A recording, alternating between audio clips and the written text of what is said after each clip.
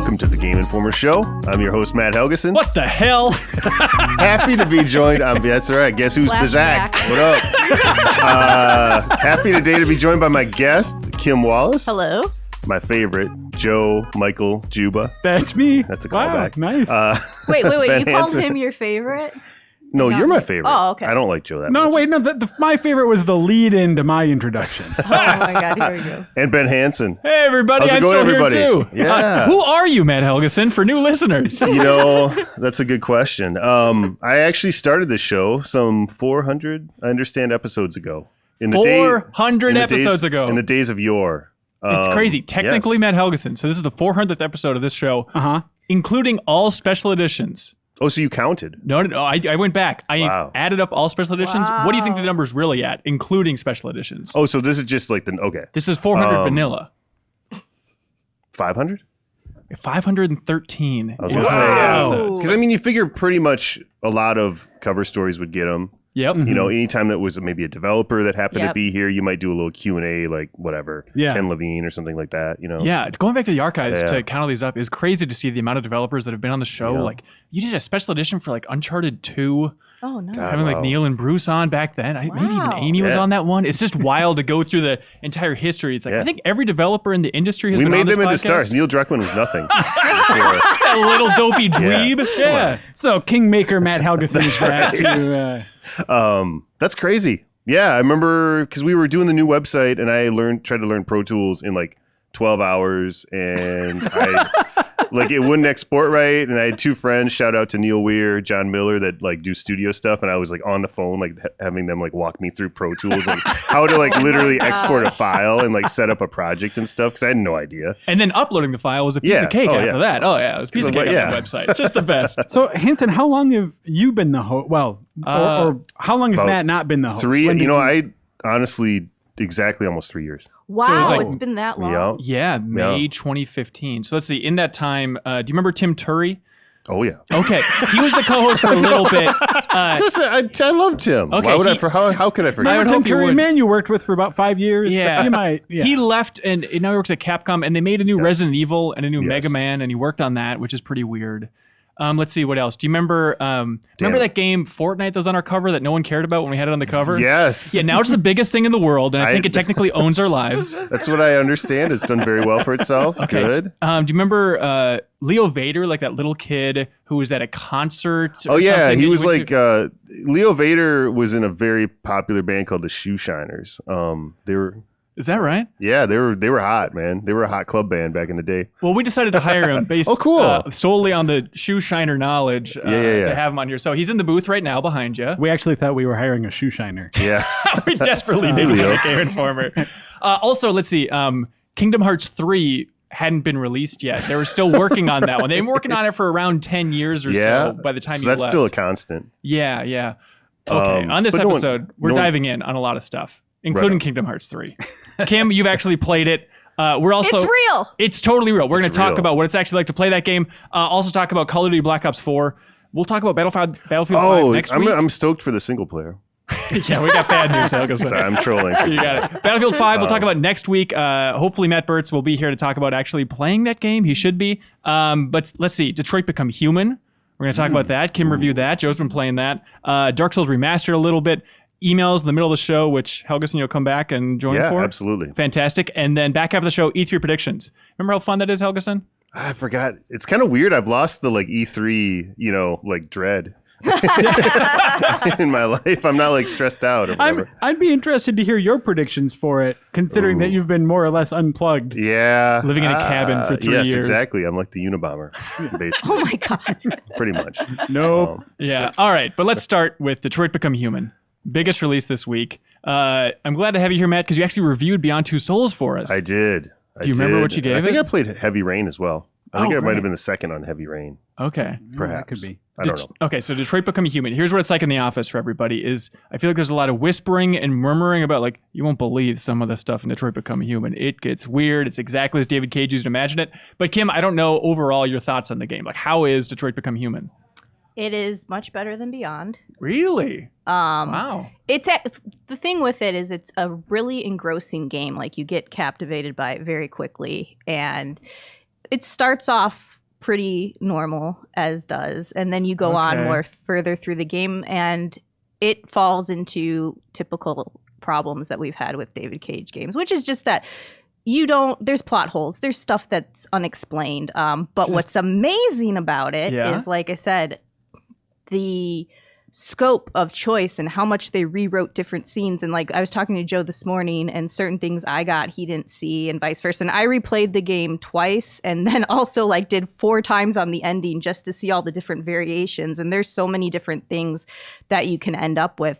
And what I liked about it most, I think, is so you're playing from the point of view of like 3 androids. So you are the machine, whatever, As Arnold said in Terminator 3. Yeah. And each one is paired up with like another character. So you have like Kara, who's taking care of a little girl. So it's very Clementine-esque in the way that you want to, for me anyways, like I wanted to set a good example for her, but there are times when you just have to do bad things, things that aren't always the nicest option, which aren't always going to please her. So you're building that relationship. You also have Connor, who is a deviant hunter. So he hunts his own kind. He was made to do this. And his Deviant partner, hunter, Matt Helgeson, they call him. Wow. So is an android that hunts other androids? Yes. What else would you call that? That's a really unique concept. Part of the premise of the story is that like the idea is that it's that humans now have androids as essentially like slave labor. Yeah. Sure. So it's just these robots, treated like objects and not like living things. So the problem that they run into is that some of these androids have started going deviant. What? Yeah. So Are they they're developing a consciousness? feeling emotions and acting out. And, can we just talk about the elephant in the room here? Because like literally everything you saw is like, Blade Runner, iRobot. Oh, it's not a Westworld. unique. It's like, not a unique concept. does People it abusing technology. somehow overcome and- this, like somewhat derivative, let's say, to be kind, sci-fi plotline. I think that that in the ways it overcomes is in the ways that it presents the characters, but not necessarily the situations. Okay. The situations are anything that you've seen in any of those things before, but add a super heavy-handed and artless parallel between the civil rights movement. which Ooh. I didn't love about. And there's a lot of that throughout the entire game. It's like a big beat. It's there and it's not. And funny enough, playing again, there were some parts that are like really heavy-handed that I didn't see. But so some people might play through it and not get as many references, but it's still there. It's very much there. The buses have a special compartment in the back for androids. Oof. Yeah, it's I not. mean, it is not subtle. Well, look, I don't even. He's not a subtle writer. That's exactly it. Like, if It's that like- concept, like, somebody could do something interesting with it, but with just that ham-fisted dialogue that I know and kind of love from some previous David Cage stuff, is that just ultimately what deflates the entire premise a little bit? Or Joe, you mentioned like the character and that's moments. what I was trying to talk about before. Yeah. Is that the pairings of these characters and what they go through are just really intriguing in general. Because like even like with Connor, who hunts his own kind, he's got Hank, a police detective he's with, who just hates machines, and you'll find out if you befriend him enough why that is. But I bet you could guess without even playing 1 second of the game. But they have a good love-hate relationship thing going on. More hate than love on Hank's side, but he's kind of a drunk dealing with a lot of stuff. Hank, and by the way, who is played by actor Clancy Brown. Yes. Which is awesome. All right, And he's all like right. one of the best performances in the game. Like I have to give him a shout out for that. Like he did good. Everybody did really well. Like Kara is, I can't remember her name. I knew I was going to do. Valerie Curry. Thank you. Valerie Curry does a really good job. They also, in a totally brilliant move, have cast Lance Henriksen in a game about androids as a human. Quiz. See, you guys, funny. that's That's not funny. entirely Yeah, that's predictable. funny. Come on, everybody. Yeah.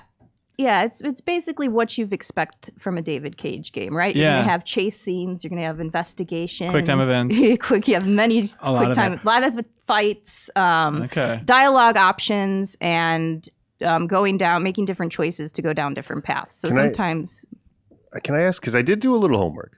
So I know there's this like kind of flow chart thing that basically Yes. shows you, I guess, All the opportunities that you variations. missed or, Yeah, or and different all the ways that you could have gone down variations. the path. Was that? I was a little torn when I read about it because I was like, it almost kind of demystifies Yeah, the totally. experience, but maybe it's cool. Maybe it means you see more of it. I don't know. He said he did that because you wouldn't quite believe it unless you didn't see all the variations. And I kind of agree with that. I wouldn't have gone back and looked at different parts or different scenes without having that huge branching path. I will say this, they start off pretty small and then everything kind of leads up into the ending, and it's really a mix of how you build your relationships and certain choices that you make throughout with how like rebellious or pacifist you're going to be in this. Yeah. So. Yeah. Joe, what do you think of it in general? The game or the flowchart? The game. Okay. Well, the flowchart is one of the things that I have the strongest opinion on, actually. Okay. Because like I really do not like it. Really? I love it. What I don't like about it is the idea that a lot of the fun of these, I mean, like before the show, Kim and I were upstairs talking about like, okay, what happened for you? What happened for you? And a lot of the fun of these kinds of games, of the choice-driven games, are sort of the like ownership over your narrative. But every time you finish a chapter, it shows you the flowchart for that chapter. So you know, like, oh, this was where a branch was, this was where a branch was, something different might have happened there. So like Matt said, it sort of demystifies that to the point that for me, my playthrough felt less like a series of events that I had ownership over and more of just this sort of like cloud of possibilities that I just took one path through. But you could just click the X button and not look at it if you don't want Well, yeah, to. but You can just close it right away, Yeah, but it you is like could. default Yeah. popping up on It shows screen you what then. other people picked. It's like, I think it's interesting because I like to see how many variations in path. Like if I miss something in a scene, I kind of want to know, what did I miss there? What didn't I get? You know? I like doing that after I finish a game, right? Like after I finish Mass Effect, I want to go back and play and like try it again. But this has so many choices compared to Mass Effect that there's no way you'd have a gigantic thing at the end. What I'm saying is, I think that it's good to have the flowcharts that you can see for each chapter. I think it's a mistake to surface them as soon as you finish a chapter so everyone sees what might have happened, because I think it encourages that sense of like, oh, that didn't, like, no matter how much the developers say, oh, just stick with your choices and do it like just play through once normally. I think it encourages you to like feel like you've missed something. And well, you are going to miss something no matter what. Right. There's so many variations. I think it encourages you to like be like, oh, maybe I should just redo that because that clearly did not go the way I wanted to. Or you see that there's a much longer chart somewhere and it's like, oh, I bet that was the better ending. I should probably go and do that. But some people like the option to redo it if they, realized, that's not exactly the direction I want to go. Like, and the good thing about this is you can reload your save from each chapter and replay it, and it'll save into your narrative. So if you just totally screw up, and I mean, sometimes, as Joe says, own your choices. I'm glad I didn't own some of my choices in this. I was just like not completely like, I was playing through it twice fast for review and I was like, I should have played that scene out a little differently. So you did some horrific stuff in front of the I had girl, a really horrible ending. ending. Joe had a good ending. I went back and refixed all my mistakes and it was beautiful. So I wouldn't have known about that without the flow. Can I ask a question about the writing?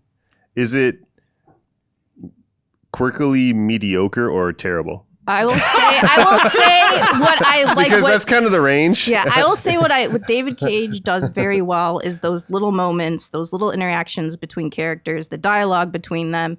And then when you scope out into the bigger story and all the threads, you kind of get lost because he goes and focuses on so many different things and then doesn't give you satisfying answers or any answers on how certain things happen. So there are plot holes, just like Heavy Rain had plot holes here. Beyond Two Souls is rock solid, though. Like, I didn't understand. Yeah, I didn't know what was going on entirely there. Does any character do an android? Do they sing a Beck song? Tenderly sing a Beck song?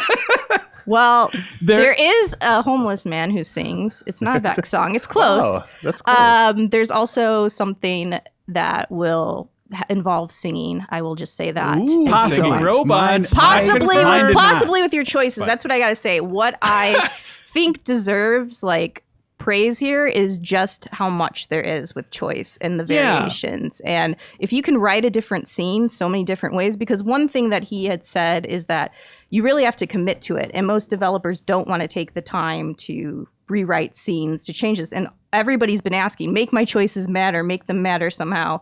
And it's not so so clear cut, but then you come down to some of them just being really black or white choices, which I didn't really like either, because there's no like shades of gray variation. You know, it's like, do you want to be good here or bad? And like it goes a little bit towards like not bad but rebellious rather, Right, and right. it goes either way. And like Marcus's arc is actually the one I had the most problems with. And he's like the He's agent. the one, yeah, he's leading the android rebellion. Okay. His arc starts off really promising. Like he has this cool old guy, Carl, who owns him, who's sick, and he takes care of him. And Carl's a cool guy. He wants him to be his own person, per se. We'll put it that way. But then he just goes off on this thing, and his choices become, like I said, very cut and dried one way or another. And even like the speeches he delivers just feel very speeches you've heard before. Maybe something like "I have a dream." No. Are you kidding me? Not word for word, But yeah, he goes, "I have a dream for like," and like it just. It I was just wondering gets if Android's that- dream. I didn't remember. Is there any There's so many parallels to the civil rights movement. any creepiness? Any creepy where you're like, dude, what are you doing? I was Because that's another thing I should say with David I was Cage. surprised at how the sexual angle of this was handled. Really? In the sense of like, I mean, Because when I saw this game, I was like, somebody's having sex with an android. Yeah. That was like Oh, the first well, thing. yeah. I, and there's There's definitely Okay. plenty Yeah, there there's That's what I like- thought. for you Yeah. to uncover about that. And it's there's realistic. an android brothel, but it does, like, I don't know. I guess I don't think I saw any nudity in my playthrough. Like No. it doesn't feel like, hey, let's take this character's top off for no Right. reason. you Okay. know? Yeah, there's no So- awkward sex scenes, Sure. if that's what you're asking, Yeah. a la Heavy Rain. No, that's. But I will say this: that stuff, like I said, that stuff didn't bother me because I think it, like, that's a world that is a potential for us right now. People are talking about their robots, and I don't want to get into that all part, have body but pillows already. I will say what was hard for me was Kimiko-chan. some of the abuse scenes, just Oh, right. because Oh, they're okay. very the game, and there's other issues too that the game tackles, or stuff that's just very dark. Some of the paths you can go Yeah. down, and some of the things that happen, and like, while I think the scenes like do their justice and definitely show like this is motivation for this character, this is why, all of a sudden it becomes like every character wants the worst possible thing for you at certain moments. Was and it just disturbing or just? yeah, I mean, it's disturbing. It puts you in a situation like, what would you do kind of thing, watching something like that in front of you. But Yeah. to say the least, like, I don't think those topics are like exempt from being explored in games. Definitely not. No. Yeah, I definitely think that they need to be handled with care, and I think they did for the most part, but sometimes they just felt a little over the top, or like I've seen like after school specially kind of like Yeah. I mean, Yeah. I think that Cage in general has the ambition and pretension in some ways to like deal with serious subjects in games that maybe exceeds his ability as a writer or a conceptual artist, in my view. You know what I mean? I think that there's definitely people that have come up after him in indie games that have done a much better job in a more like subtle and real way of like dealing with serious Well, issues like that. I think that's too what Um, bothers me with like him not being subtle about his parallels to like the civil rights movement. You didn't even need it. Like, you can draw those conclusions yourself that like people are going to take advantage of Right. owning a machine. It's like, it's a very possible thing, that we're going to have to see in the Yeah, future. you how don't our need to beat it relationship over the head. our Right. technology goes. Yeah. It just feels like it's there, and it doesn't serve any other purpose than to be like, look at this parallel. Look at. Did you ever think about this? Yes, we did Yeah. about Yeah. 15 years ago. Yeah, Actually. it's just that's what I'll say District about it. 9. Yeah. What score did you land on for this game? In 8. An 8. The old David Cage flat 8. Cool. Flat PS4 exclusive. There we go. Kingdom Hearts 3. Okay, you actually got to play this. We've talked about it a lot on the show, but when you God. first grabbed the controller, my dreams finally came true. it is last playable week. technically. You grabbed the Yes. controller. What was the most surprising thing about actually playing this game finally?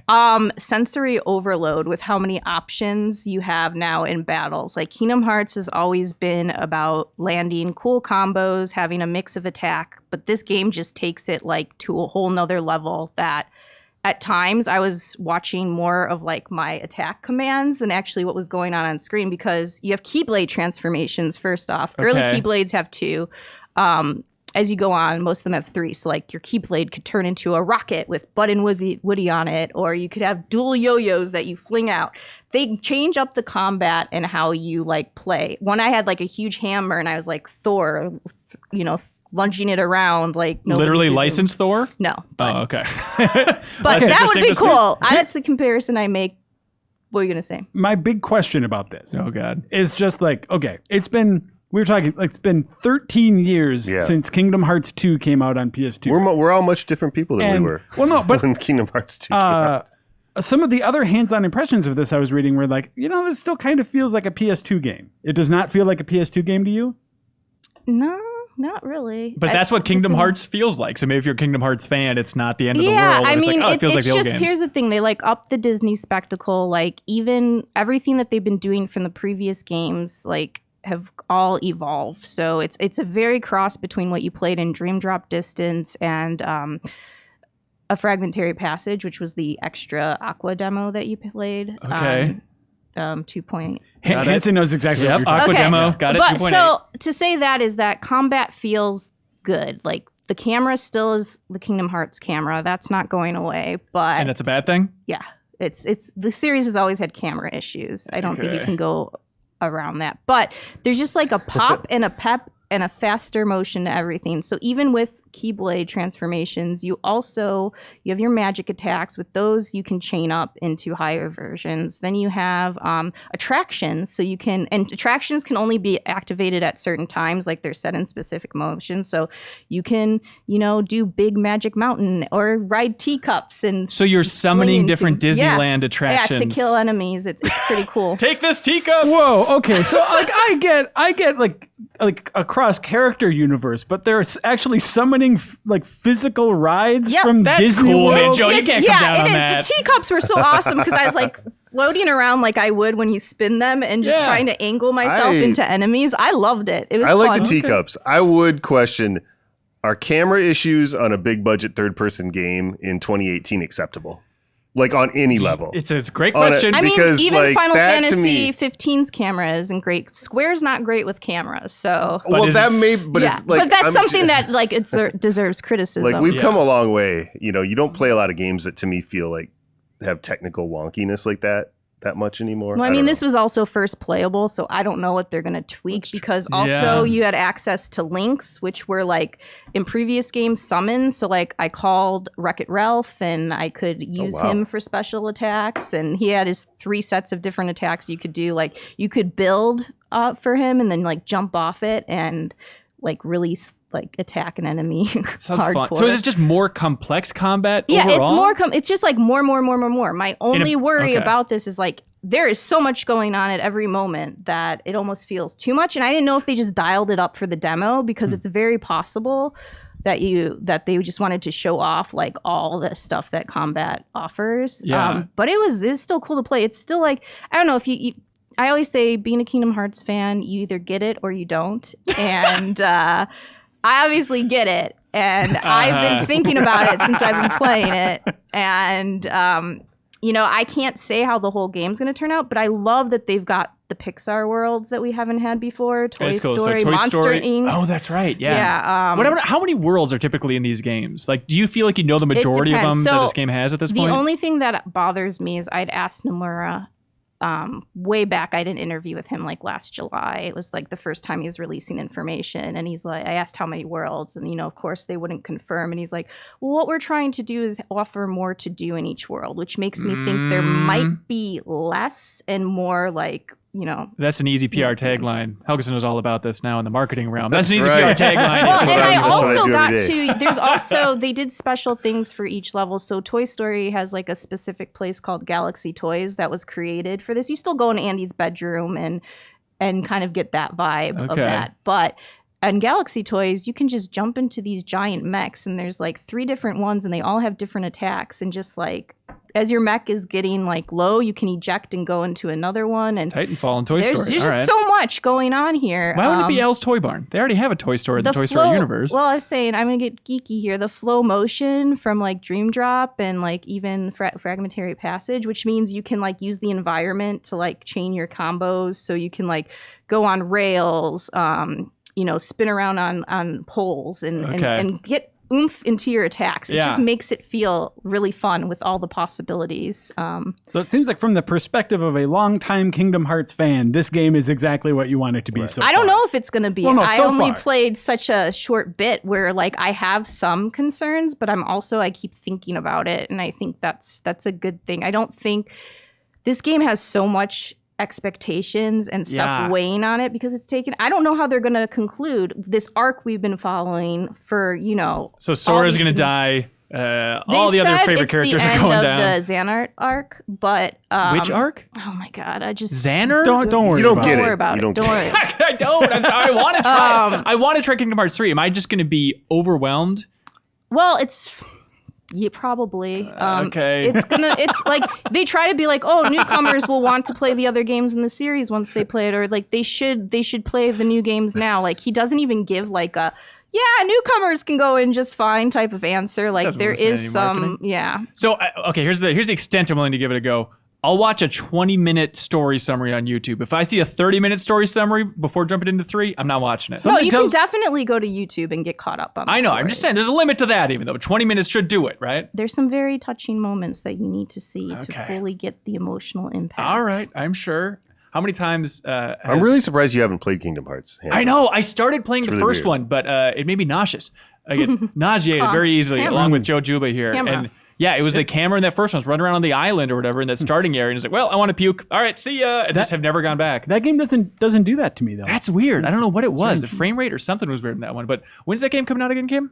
Okay, so Oh no, it's got a 2018 release window. they don't have a specific window yet. Well, here's what they said. I think they're going to announce close to E3 because Okay. they're like, look forward for information on the release Sounds at like E3. first quarter 2019 to me. So yeah, I don't see this game coming out like Maybe. anywhere before November, December, and Yeah. even then, I'm a little like I could see it getting pushed out of 2018, Oh my which might be God. if they put a date on it. Square has put release dates on things and held big events to celebrate the that's right, release the date. big wind down to the Final Fantasy 15 and reveal. then yeah. knocked it. But I mean, for me, it was nice to finally see this bring back with the characters and Yeah. into this story that I've been following for ever. Like I said, the first one came out when I was in high school, second one college. Like it's hit. And this these one will hit entries at, retirement. like Right. Hey! whoa, Zing. whoa. You don't get it.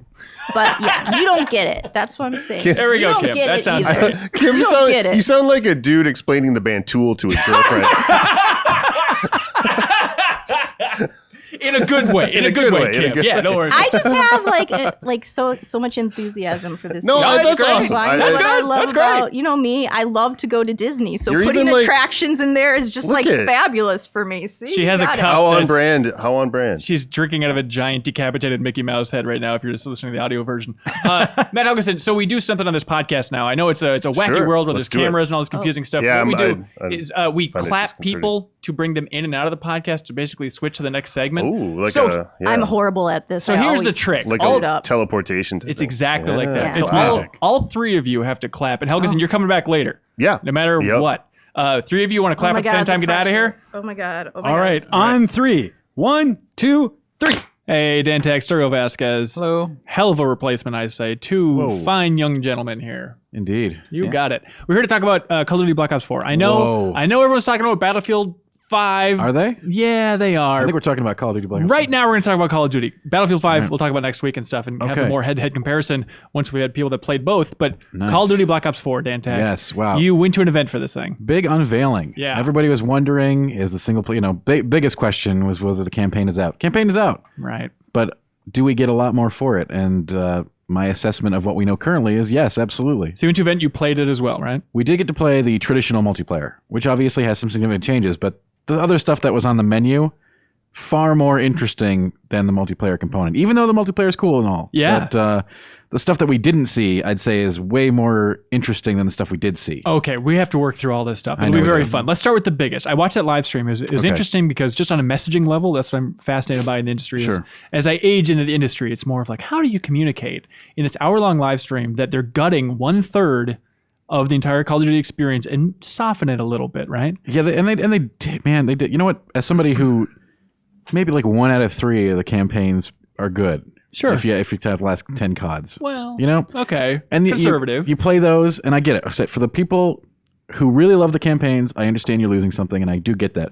For people like me who are way more into the multiplayer aspects, this is just like I'd much rather have this product. Yeah, Yeah. And it definitely seems like they are doing this from like a very much a business perspective of just, hey, I mean, I know people are going to complain about the lack of a single player, but they said, most people play the multiplayer aspects, and zombies has to be, gaining popularity for them to invest in that part of the game. I still don't buy it. But just real quick, because it's very funny how they did this. They said they were out on stage, a lot of pressure, and I was watching the stream, just like, how are they going to tackle this? How are they going to address it? And the guy goes up there, I forget his name, and he's like, all right, let's get this out of the way, everybody. Will there be thrust jump in the game? And then a big board, it says no. We're just like, that. I understand maybe for like the hardcore Those are fans. a cheer, though. No, those are actually really important things. Oh, I'm not yeah, even they ran joking, on like- all those things. They're like, is it going to be boots on the ground? And people were like acting like it was the Beatles on stage. Like, boots on the ground. I mean, honestly- Tops coming off. You're right. Maybe addressing that other issue would have been. That's the... I understand. But honestly, they from a doing all gameplay that stuff, perspective, but that's a very important thing. We had all those futuristic titles. We went back to boots on the ground in World War II. Right. It's significant. It is significant, for sure. But in terms of just dodging around the single-player stuff, they use the word... Sure. Like, it's going to be a whole universe. They tried to, like, expand the lore. So here's how it works. Yes, please. The single player aspects of the game will be sort of like in two different places, since you'll be able to play zombie single player now. Okay. So if you want that experience, you have it. But for learning all of the different specialist classes, there is single player missions.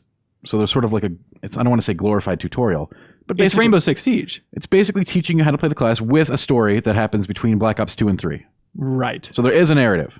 Some form. But it's going to be little Some form. one-offs of like, hey, you're this character. I would not. It's not going to be an A to B. Yeah. You know. I mean, do you expect people to buy this game and just be satisfied with, in the same way that people would just play the campaign, just kind of call it a day? Do you think people can go into this Here's one? the thing. Like, I know people hate me for this, but I don't understand the person who buys the Call of Duty game and just plays the campaign. There are and lots of puts it people who down. do that. Yeah. 100% I know. me. 100%. I don't get it, and that's cool, and I think that's awesome that you love it. But Thank you, Dan. now that we're adding a crazy amount of zombies with ways to get people who don't like zombies into zombies, I doubt it. and that all you want. They They're dead. told us I don't like explicitly it. what's there, Yeah. what's on tap. Difficulty modes, difficulty settings. You can put it on easy, and a rush mode, so you don't have to do the puzzles.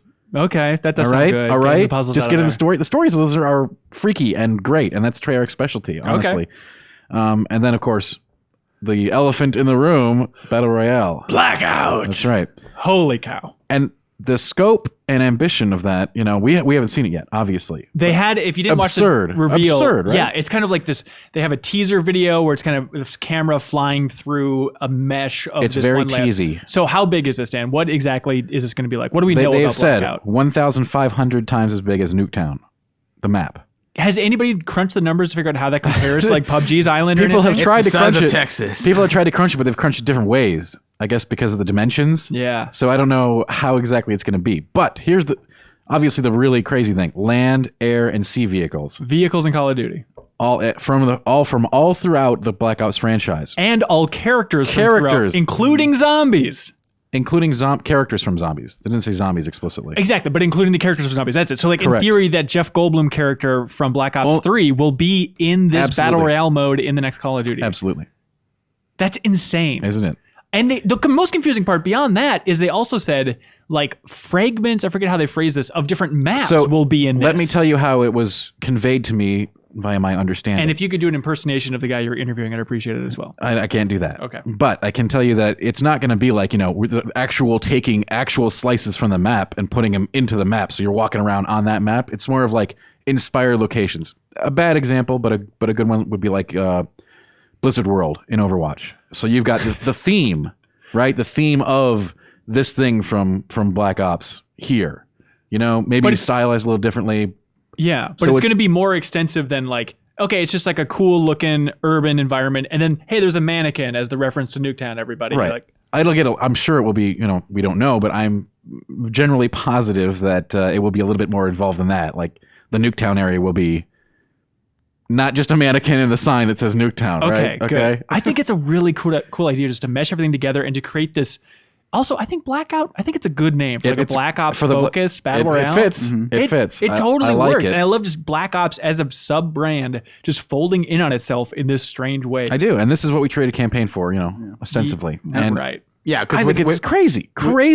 Yeah, to get rid of like, and they also just talk about getting rid of the single player just kind of lets them do whatever. Like, they're not bound by like, well, we have to stick to the constrictions of whatever story we're trying to tell. We just we can just make it whatever we want. There's a couple different takes on this, right? There's those who are like, oh, they're just trying to jump on the battle royale bandwagon. But I see this as a really bold move for Call of Duty, honestly, because we have been living with the staples: campaign, multi, zombie, or some other auxiliary game mode forever. And I'm really happy to see that at least they're trying something different. We're not getting the same experience that we get every single year. 100%. And I am so sick of looking at Twitter gaming industry snark about battle royale modes. I understand after E3, I'll allow it a little bit. As of right now, there's going to be a lot of them. Do you know why there's going to be a lot of them? Because they're awesome. Because they're awesome. Exactly. I am so happy to see Call of Duty do this. I know I wish they didn't get rid of the single player campaign, but get more fish in there. Why not? It's a fun mode. It could be a super fun experience with Call of Duty mechanics. Why not let them try? F you, naysayers. Yeah, get in there. I think why not get in there? I think it's always just about like, oh, of course they're like. It's not a surprise whenever and it's never a surprise when someone announces a battle royale mode. So I think if in like. Without that enthusiasm, I think the immediate reaction is to just go cynical. Of just like, of course they're going to do this, so it's like bad or whatever. Like, of course they're doing this, but it's like sure. So you get the of course you let do, them put a fun thing in their game. But even that, they could have just they could have been like, hey, we're doing battle royale, and it would have been not nearly like I said. We haven't seen any of this stuff, but man, like Call of Duty. Choppers just getting in one and flying across the map, like that's gonna be nuts. That's the biggest surprise for me. It's just the idea of them introducing vehicles, because they used to be like one-off segments where it's like, oh, this is the tank level, but giving you sort of that free form of like, we don't know how this might interact, like this tank might interact with the world, right? Like I think it's kind of interesting to see. Yeah. So the biggest question, maybe not the biggest, but they are not saying how many players are going to be in this battle royale. They have not, and the reasoning that was explained to me is simply that they haven't decided on that yet by testing. Yeah. I imagine it's going to be 65 just to stick it to Battlefield 5. Honestly, that number could be. I'm very curious to see what they will do, especially, man, because they're going to have to keep it uniform, right? But man, with the PC, the PC launch of this, dedicated servers, uncapped frame rate, very nice. Do you foresee a world where March 2019 they release Blackout as a standalone thing and then continue to support it, and then does every Call of Duty have their own battle royale mode? How does this really work? Curious question, right? Like, where do they take this? In some ways, I'm sure that this is sort of a test for Activision and the developers. Yeah. To see, is Treyarch going to become the battle royale studio moving forward, right? And just is Treyarch even making this battle royale mode? Are you sure it's not just Raven? No, Treyarch's making this. Okay. The rumor that it was going to be Raven working on this, Ben. From what the understanding that I received at the event was, they are all about this. Okay. But yeah, I mean, if that's wrong, then man, I'm gonna have some egg on my face. Hey. But look, how does it work then for next year? Just they don't have a battle royale mode? We don't know that, right? Yeah. So do they do something different? Do they make the Call of Duty Battle Royale standalone product after seeing the success of Blackout? There's all kinds of sky's the limit. And make it free to play eventually, just to go that'd into Fortnite territory. And again, hey, we're already doing bold moves. I can't wait to see where it goes. Let's see what happens. It'll be on mobile. There's a lot riding on this. Yeah. Mobile too. That's a thing. Yeah, and Call of Duty has been experimenting, at least around like the Ghost era. They were pushing into mobile a little bit more and more. And I could see that. We got Fortnite and PUBG on mobile. Why not? Why not get that battle royale mode? Ugh. But that wasn't the only thing. Obviously, I'm really excited about the zombie stuff. Yeah. But obviously everything takes a backseat to Blackout. We're all super curious about what the hell that's going to be. Right. And they try to pitch it, even in like following interviews and stuff, as this was always the plan from the beginning. We're never going to do a campaign. I don't buy it. Like, because the way they're phrasing that is, we're never going to do they said they were never going to do a traditional campaign. I believed that there probably was a campaign at some point, but when they straight out said there never was one, I have to take it at face value. But they said there was never a traditional campaign, where I'm sure they were putting some twist on it, more co-op elements or something in there in that original concept that in theory they then scrapped. Do you think it just became zombies then? I don't know. Maybe. So here's my crazy theory. Yeah. So one of the zombies modes is called 9, right? And all we know about it is that they're sitting around in a circle. They sniff some fumes, some oracle crap from ancient Greece or something, right? Yeah. And they're transported back to gladiatorial Roman arenas, and they kill zombies in there. Yeah. With melee weapons. Right. Which are going to be a part of this. Also insane. So I figure they can't spend that whole time in that gladiatorial arena, right? For the whole Probably. mode? They just You could. time travel throughout. It's I'm thinking you go to It's nine darkest of different days, time basically? periods. The mode's called 9. Hey, it's a stretch, but I want to get this one out there. They because already have this 3 would be different such a zombie slam modes dunk. in there, man. They do. And one of them takes you to Titanic, the other one, Yeah. Voyage of Despair. And that seems to be your more traditional. That one seemed like the most traditional, like other zombies modes. But even that had included a lot of stealth and stuff in the emphasis from what they showed so far. So I think it might be a little bit different. I don't think there was any stealth once the zombies came out. It was just Okay. leading up to like the heist element. where Right, it's like, right. That's how it all starts. Okay. They were trying to steal some ancient artifact that's tied to the creation of these zombies from Right. an ancient occult order, of course, as always. And of course, you find out they're on the Titanic. That looks like the straight. That looks more of like the cut and dry sort of zombie experience that we've come to be used to over the last few years. Right. On a Titanic sinking. Right. Instead of in the 80s at an amusement park or, film noir. Realistically, end of that zombie storyline, the Titanic's going down, right? And you get press to watch F all to pay those. respects to the Titanic. Yeah. Press F to look women and children for Realistically, that is how it zombies. happened, but Treyarch zombies are probably the most insane zombies. So I have no idea what to expect from them ever, and it's an enjoyable feeling. Okay, so Titanic, Roman crap, and then From the 9. third And then zombie mode. The third is, we don't know what it is, but from what they showed, it looked to be Mob of the Dead, or a remake, or a remaster, or an homage, or a new experience featuring Mob of the Dead, which was a very popular zombies map from Call of Duty Black Ops 2. Okay, gotcha. The gladiator thing, that was a bold move. Yeah. For like, hey, zombies and your gladiators. And it's crazy if you look into the history And you're of going to how- use melee, like you're going to be using swords, shields, maces, and all kinds of other weird shit. I love having zombies as this creative outlet for the developers. Like, I do you too. want to make a Roman game? Here you go. Have at it, Treyarch's the Treyarch. one that brought it in, with World at War, and now zombies is a Call of Duty staple. Yeah. It's such a weird shift of just between World War II, where they were talking about, like, we really want to like respect the troops, and basically, and like you talk about how serious their stories are and take this and like basically respect the troops, and then this is just like, I don't know, we're Rome and the Titanic. We'll just add concepts and just What else you got? Yeah, But what's crazy about the Roman thing specifically is It's crazy. Vicarious Visions back in 2008, they were making Call of Duty Roman Wars, Oh boy. which was Now that's an interesting. old like gladiator combat thing. And Right. so it's weird that in theory, I don't know how inspired it would be from that. I don't know if they have any of those old original designs that's like fusing back into this, but That's it's a a good weird question. tie-in. yeah. It is a weird tie-in, and as always, I think zombies are like the best thing to push the envelope, right? That's Yeah. the one you take the chances with Call of Duty. So Yeah. I am super, super excited to see more about this. Obviously, I'm not going to get the hype train rolling until we know more about all this stuff, but extremely ambitious in scope, and I'm very interested to see more. And the multiplayer feels okay. They're like emphasis on Guess characters what? and focus There's on all this traditional stuff. multiplayer too. Who knew? Yeah. Anyway, yeah, that's great too, and that's the third pillar of this. If you want to, put it in there. So yeah, you got a little more health than you're used to in a Call of Duty. 150 from 100, so you maybe take 2 bullets instead of 1. And you're like pressing a button to You press a heal. button to heal manually. It's very fast, almost instant, Huh. which means if you get in a scrap and you're able to like just duck behind a crate for even a second, you're back Yeah. at fully operational. Fully armed and operational. Thank you. That's right. I had to get it. Yeah. All right. So yeah, it's honestly, it felt good.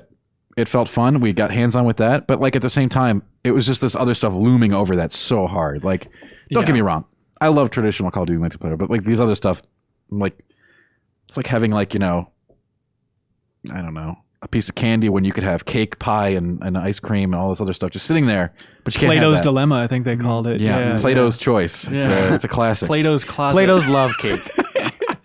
So what do you think about the emphasis on like heroes and characters and abilities? I don't think the emphasis is a little bit overstated, but okay. from what we did see, definitely if you want it, you can play it more team play oriented.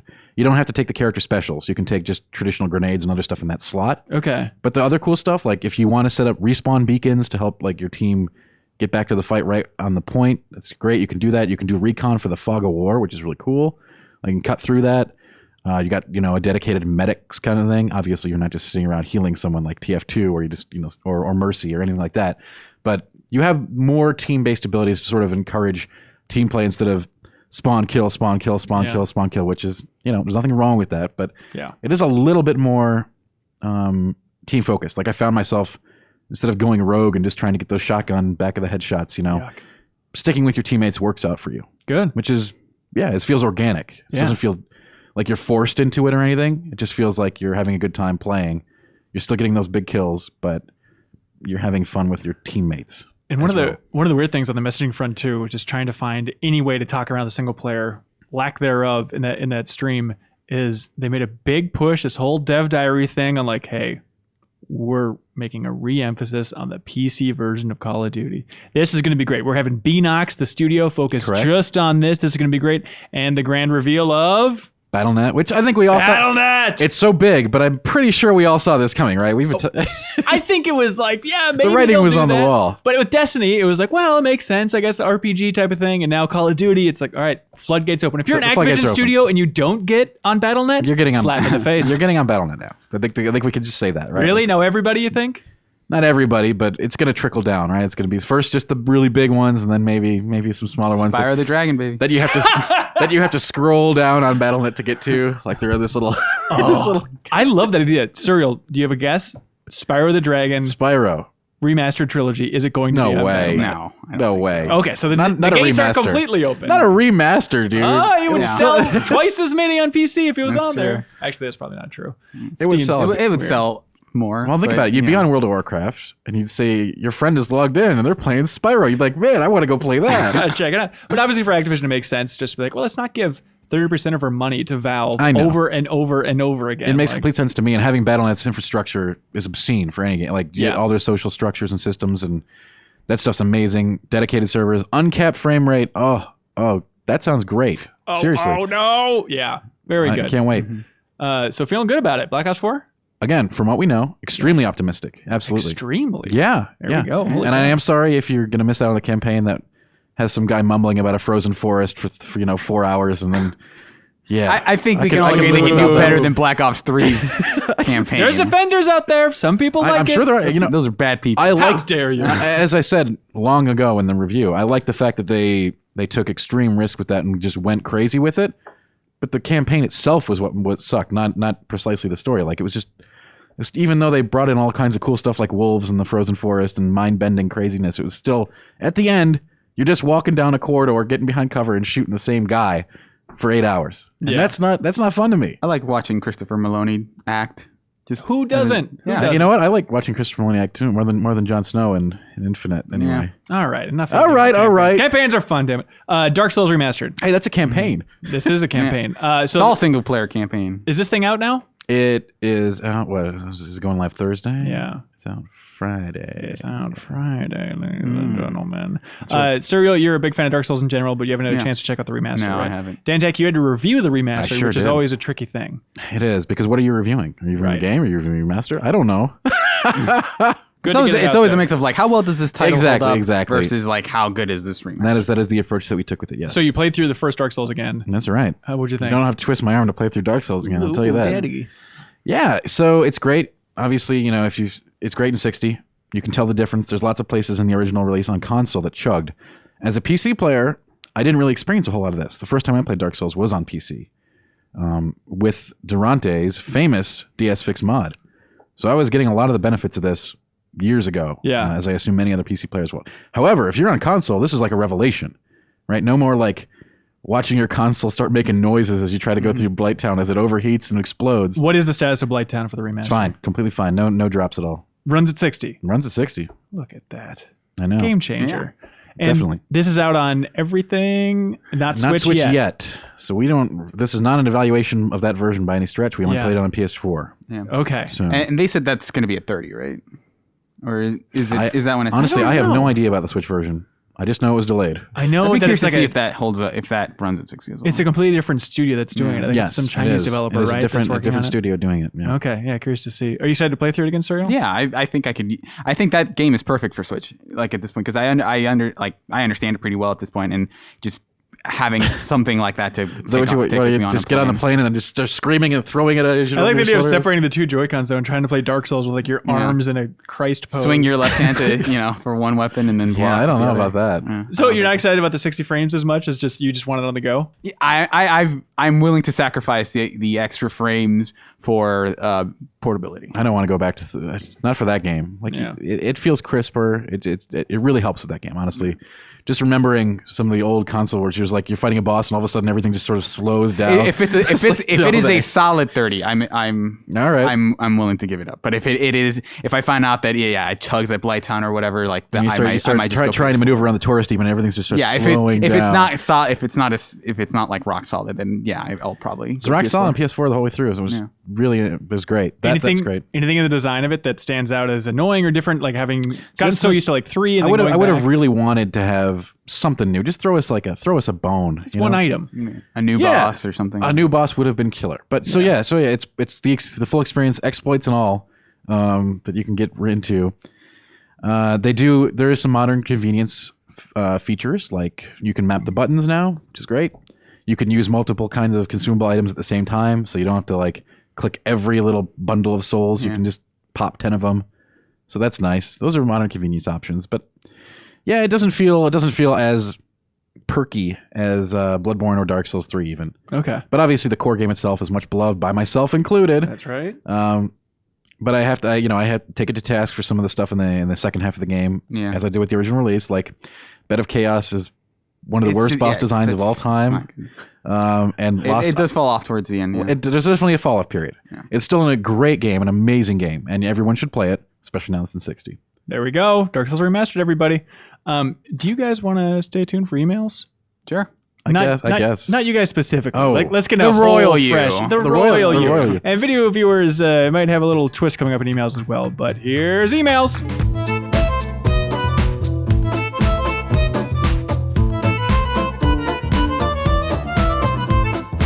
And welcome back to the Game Informer Show. We have some great emails. And Matt Helgeson's back, everybody. I am. Welcome back, sir. Hey, joined by Ben Reeves. Hey. And Joe Juba came back as well. Thank you. Everyone's here. The big crew. The way this works, Matt Helgeson, people are into podcasts at GameInformer.com. It's like the old reader mailbags you used to do on the podcast, except now it's every single episode. We can't get away from it, and it's great.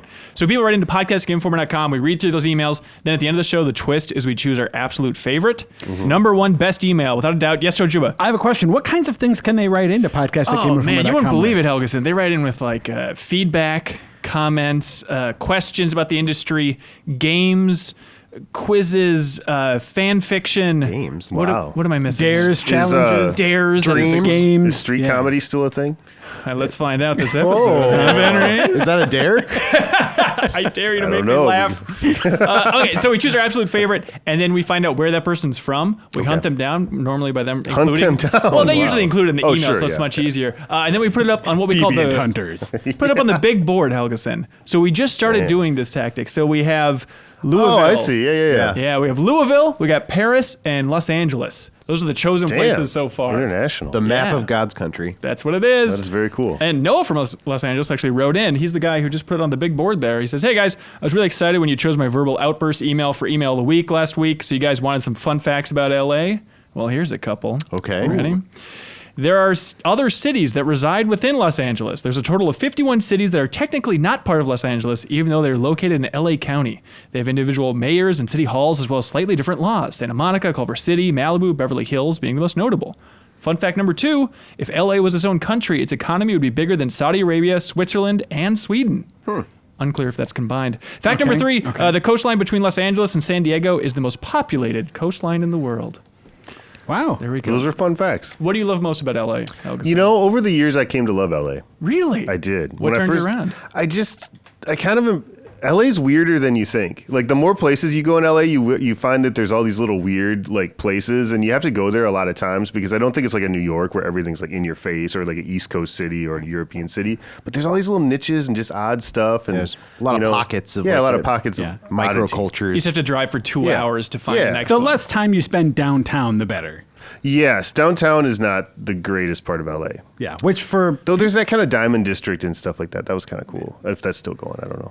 the people watching and or listening, that's where like E3 is. It's just like the convention center's right downtown LA. So a lot of us have spent a lot of time just walking around there. It's right in the armpit of LA. Yeah, it's not the best. Is it getting gentrified though? I haven't been there for a few years. They're building a crap load yeah. of hotels and condos around there. gonna It's say, really wild. yeah. Yeah. It's just constant construction on E3 these days. But it'll be a good time this year, right, I'd guys? say Roscoe's Chicken and Waffles is always a good time. That's right. Roscoe's LA. is good. Dr. Hoggly Woggly's Tyler, Texas. I like when we Barbecue. stayed in Koreatown. That was good.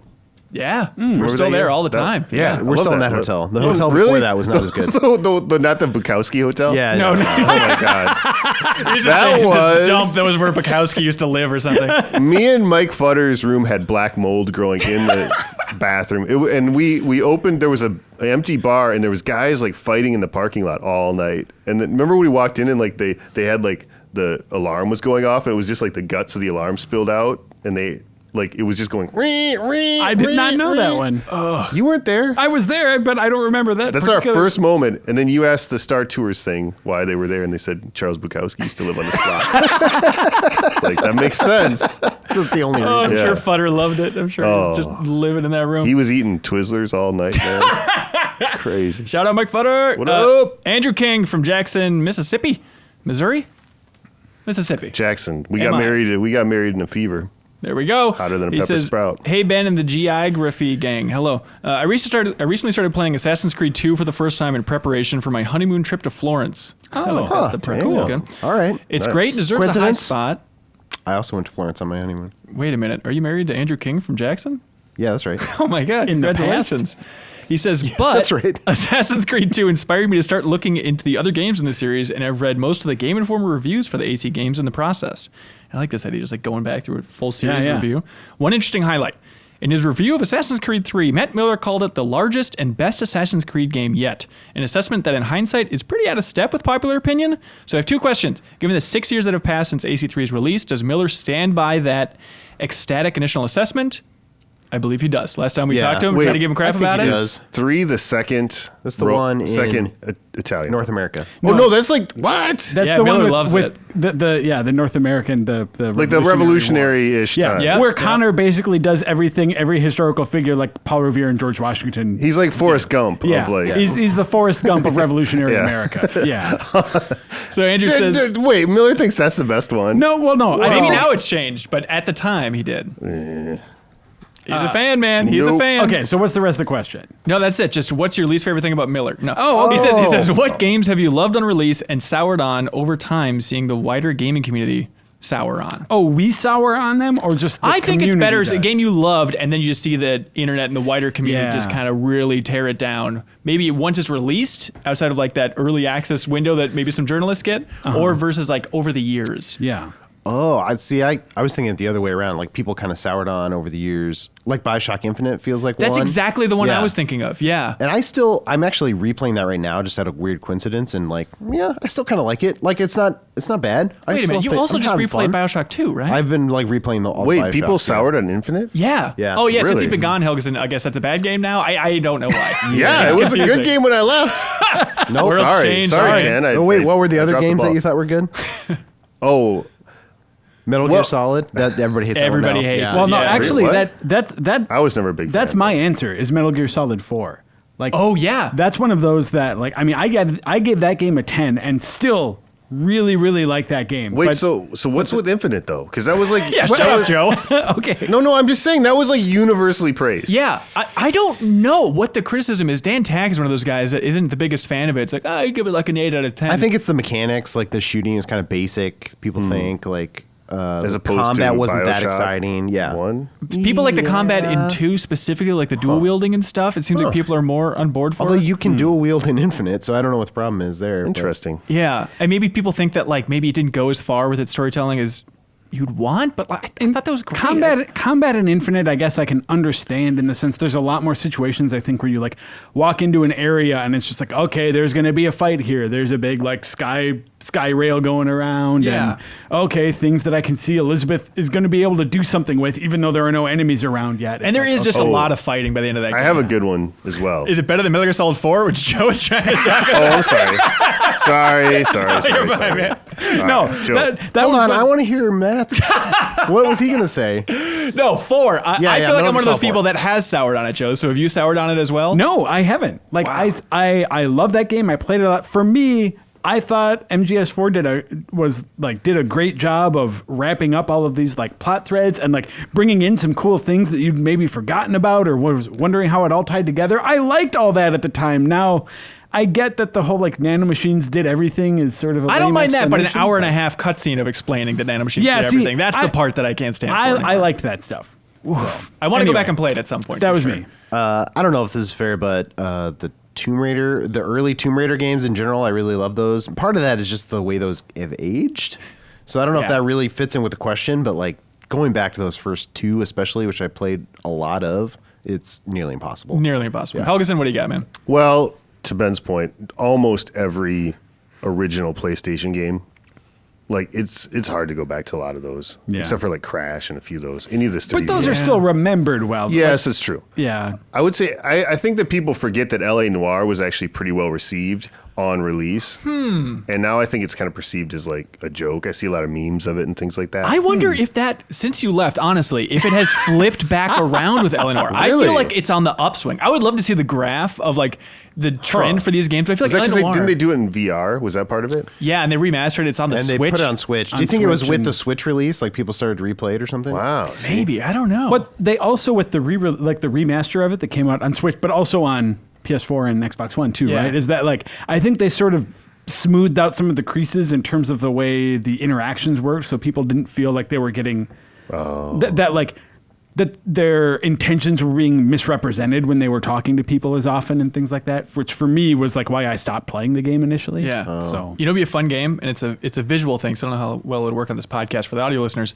But to take these big games like BioShock 2, BioShock Infinite, stuff like that, LA Noire, and then we all draw out what we think the like popularity curve, not popularity, but kind of the vibe, The Steam curve. or yeah, something? exactly. Yeah. Like what that curve looks like, and then on the count of three, we all reveal our curves at the same time and see how Oh, those that'd be compare. kind of interesting, yeah. Do you feel like and then turn it into music, a waveform Right, and then file? play it on the Yeah, Labo and see what piano. happens. Yeah. I feel like I'm basing a lot of this on just Twitter and people making fun of stuff, which basically is Hey, all there is anymore. welcome to Twitter. But yeah, Yeah. exactly. But do you think Gears of War gets kind of clowned on a lot now? Yeah. I feel like people make fun of the chunky characters, and like that when it was out at first was like a huge deal. Oh, yeah. Yeah, And that and now it seems like it's kind of perceived as like dorky, Yeah. or something. Well, Yeah. I would say Halo too. Like Halo's just, I mean, part of it was like a lot of people didn't like 5, but I think a lot of people liked 4. But since 5 came out, people don't look fondly back on 4 anymore. Yeah, you're right. I feel like I feel like there's maybe a cooling of interest on Halo, but not necessarily a souring. Like I don't Is that a think, revisionist history of Yeah, like, the quality of the I don't games think at all? people are turning their knives on it. I think it's just more of a shrug for the people who aren't as into it anymore. I think big online shooters though just kind of have a lifespan. Like there was a time when Unreal was a huge Yeah, deal, that's and true. like that Yeah. was supplanted by other Now things. what's that company doing? Yeah, I know. $100 million they're giving out for esports for Fortnite. $100 million. That's crazy. Survivor. It's still a $1 million prize for Survivor. That's really it. Yeah. Ooh, damn, that's a lot. It's not a $100 million prize. They're dividing that out. They are Oh, funding that's the various purse. prize Sure, pools. That's right. with- Yeah, you're totally right. Yeah. Fair point. Peter from Wake Forest, North Carolina says, "Hey, GI Crew, during the previous episode of the podcast, for some reason, someone asked if there was a video game that was just called God. And I'd like to inform you that there is such a game. There's a Japan-only RPG on the Super Famicom called God. I'm not going to say the rest in Japanese. I can't pronounce it. Where God is an acronym standing for growth or devolution. And I guess he says it plays like Earthbound. There we go. Andrew Rhino Wait, was wondering, really? so there we go. All That right. sounds kind of cool. Earthbound. All right. Yeah, I don't know, man. I'd play it. Question answered. All right, here's a beast. You guys ready for this? Aaron Bivens from St. Augustine, Florida here. He says, "Wow, 400 episodes of the Game Informer show. You guys have come a long way. Who knows what you'll be talking about in episode 500 or episode 1000? Can't wait for your coverage of Final Fantasy 20 or Call of Duty Advanced Ops Armageddon." Or Correct. Kingdom Hearts 3. To celebrate your 400th episode, I thought it'd be nice to give 200 reasons as to why you guys are so spectacular. 200? 200. He wrote 200 nice things about us. What? Can you believe that? All right, here's a It feels selection. like you only did half the work, honestly, for episode 400. He probably was trying to get to 400, then realized this is hard because a lot of these are like, shout out to Matt Burtz. It's like, what Yeah, shout out to Matt Burtz. Yeah, What's Matt up? Burtz. Matt Burtz. My man. Number 180 here, for example, Joe Juba taking a hair pie to the face. Oh, Let's see. More Extra Life stuff. How much Hansen loves Zune listeners. That's right. Number 136. Zune? Yeah, it's a huge thing on this podcast. Sorry, you missed since a lot. you've been Helga, gone, so- yeah, the Zune came back. Well, I know Zune is very popular these Yeah. days. So. Yeah. Number 136, Matt Helgeson's "Shut Up" after the statue fell on Tim in the Overblood Super Replay. Leo, can you remind us what that sounded like? Board is over.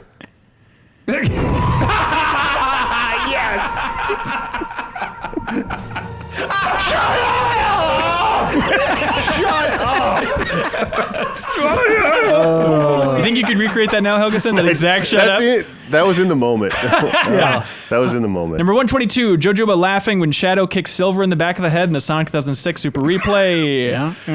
Shout out to Matt Helgeson. Wow. Number 81, Ben Hansen pouring a box of cereal on Joe's head. That's good stuff. Yeah. This is very Joe-centric. Yeah, Joe that's getting great. stuff dumped on him is very. Wait a minute, Joe- Joe, did you send in this list? Is this that the what Joe abuse list? Number 54, Joe Juba taking a dive and ending Replay Real Life before it had a chance to begin in that Yeah. basketball competition. That's true. That's Number true. 19, Ben Reeves as legendary game designer Miyazaki. Oh, that's no more Sonic Super Replay. Okay, how did that go? Oh, it was really good. Okay, we won't recreate it Yeah, here. you should. Number 5, this is close to the top of the list. Anytime Matt Helgeson started freestyling. Oh, rapping? Yeah. I think I'm not gonna do that. But yeah. Thank you. I appreciate. I mean, that's my craft. That's right. Is hip hop. It's always been that way, and I appreciate my fans out there and listeners. Thank you. Number 105 from Aaron. He says, the episode of the GI show where the video broke and we got to look at Ben Hansen writing stuff. And this is relevant because I believe it's happening in this episode right now. So something to keep in mind that Wow. we apologize for that, but audio's great, everybody, right? There we You go. took video of you writing stuff? I just wrote down, I'm very, very sorry. Who knows what I'll do this episode? You'll know right now. That'll be fun. Anyways, video rarely breaks Helgeson here. We're normally very professional. Trust No, me. I understand. You guys okay. are pros. You guys are Good, pros. good. Okay, thanks. Okay. You left the show in good hands, Matt. Yeah, We're yeah, not yeah. blowing it. How many people are pausing because they're listening to this and then running to YouTube to look at what's happening right now? 14. Okay, Aaron, you're very sweet. So if at any point, if any of these emails suck, you guys are welcome to shout out a number between 1 and 200, and Leo in the booth will read off a nice thing about us. Oh, nice. It's only if you're I interested. appreciate that. Yeah. Okay, here Should we got. predict what we're gonna talk about on episode 500?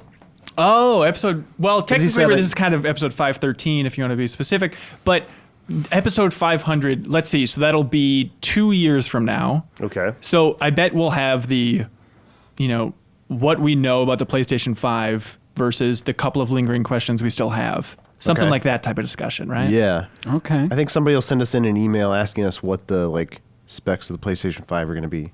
Okay. Or what you want, what launch games you want. Remember to send in that email 2 years from now, going to do everybody. that, yes. Yeah, that sounds good. Set a calendar reminder, please. Yeah, let's see. It'll be speculation about, boy, I can't believe. Okay, let's see. So 2 years from now, so it's Treyarch. So after this, it's going to go back to Infinity Ward. Uh-huh. And then, so this would be Sledgehammer's Call of Duty Sledgehammer's the game. next Okay. one, yeah. Right. So this would be the World War II, the Pacific Front one. Right in. Let us know if we're right. I think it's going to be World War III. That's right. Probably Horizon Zero Dawn 2. Fun chat. Look forward to it, everybody. The future's right. exciting. And in 2 years, we have to remember. I cannot forget. Leo, number 17. I love how fast you guys are. The awesome Super Replay shirts. There we go. there That's you go. very nice. That's good. Hey, Game Informer people, what's happening? I'm Callie from Vancouver, British Columbia. The amount of excitement that I have to hear about Ghost of Tsushima is unprecedented. Helgeson, do you know about this game? No. Sucker Punch. The Oh. infamous guys. They're making some bizarre Japanese samurai game called Ghost of Tsushima. I will check that out. Yeah. I mean, we haven't even seen gameplay, and the info that we have is minimal. But I love Sucker Punch's infamous games and trust them as a developer. Besides, when was the last decent samurai game? Do you think I'm setting myself up for disappointment? Have you ever been way too excited about a new IP with little to no info? Yes. Well, yeah. That's the game industry, man. It's just looking for no info whatsoever. Info just ruins the fun of the whole thing. Like, Yeah, like The Order. Yeah. well, Or like, I was super excited for The Order. the first trailer looked really interesting. looked- Yeah. or like we still know absolutely nothing about Death Stranding. Yeah, I was going to bring that up. That's the obvious one right now. What do you mean? What do you need to know? There's babies. But wait, who's like Mads Mikkelsen? Yep. Yeah. Who's the other? Norman people? Reedus. Norman Reedus the fetus. and and, Guillermo del Toro. But I saw a thing on Twitter where somebody had 3 tweets, all 3 of those separately admitting that they had no idea what the game was about in separate interviews, and they like put the headlines together. Well, isn't that the fun? That's pretty good. I love that Sure. knowing the Kojima stuff. Like some of my favorite episodes of the podcast is dig through the history is like the build up to Metal Gear Solid 5. Like having like Joe and Tim and Dan and I with Helgeson like breaking down every tidbit of that reveal along the way. I love that crap. I think it's super fun. I was always impressed by your recall, like your recall of Metal Gear and Tim's recall of the minutia of the Resident Evil lore. Yeah. It was like incredible. And then it turned into a paycheck for him, which is mean, more yeah, no incredible. doubt. Speaking of Resident No. Evil, I'm like super excited for the Resident Evil 2 remake. Like, Oh, yeah. I feel like we kind of know what's there, but like I know how it ends.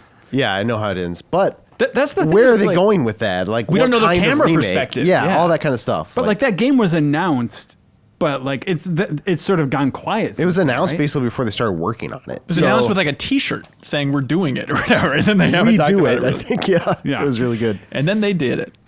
Philip H. Stewart says, "Hey, Ben and crew, with Red Dead Redemption 2 on the horizon and GTA 5 expected to cross 100 million copies sold, I want to ask, what's the team's experience with GTA 5 since its launch? Is anyone still playing it? Has anyone finished the Doomsday Heist?" No.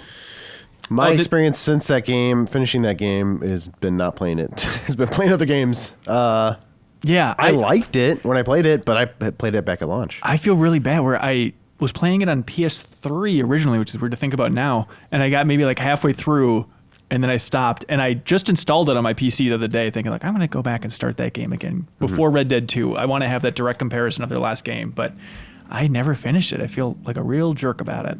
Joe, do you play Rockstar games? Do you like GTA? I feel like we've talked about this recently, where like I don't finish GTA games usually. I like for me the setting on those is just like, okay, it's a normal city, and like that's not really enough to pull me in usually. yeah. Yeah. So like I played about 10 hours of GTA 5 and it liked it just fine, but it didn't light my fire in the way that something like other Rockstar games like Bully and Red Dead Redemption that have such a more like compelling atmosphere to them. Yeah, Yeah. for sure. Do they ever talk about another Bully? There was that composer leak a long time ago, right, where the composer said, "I'm writing music for a new Bully," but that was like 4 or 5 years ago. I mean, so And there was love that those. rumor last year too. Oh, what Kevin's was that again? Backjack, yeah, I don't know if you Kevin's remember backjack. that, Do you yeah. know this story, Helgeson? No. We got an inside source. Yeah. Oh, inside Yeah, source. that's right. Tell me more. Come on, tell us Are we story. telling the whole story? An abbreviated version of it. Oh, okay. There's we created a SKU during intern training, a joke SKU called Bully 2 Kevin's Backjack, and then it Kevin's backjack. populated onto the site, and I didn't know about it, and then it resurrected itself like 3 months later, And then somebody nobody did a saw it for story. 3 months. Then like the week before E3, it's like, what? Bully 2's coming out. So people did stories yeah, on people it? eventually saw it. And they called it Kevin's backjack. And there's no Kevin in Bully. It's just like nonsensical words thrown together. You know, Kevin. Yeah, he's Iconic back. character. Yeah. That's right. There we go. Bullies are so Hey good. Leo, what's number 150? 150.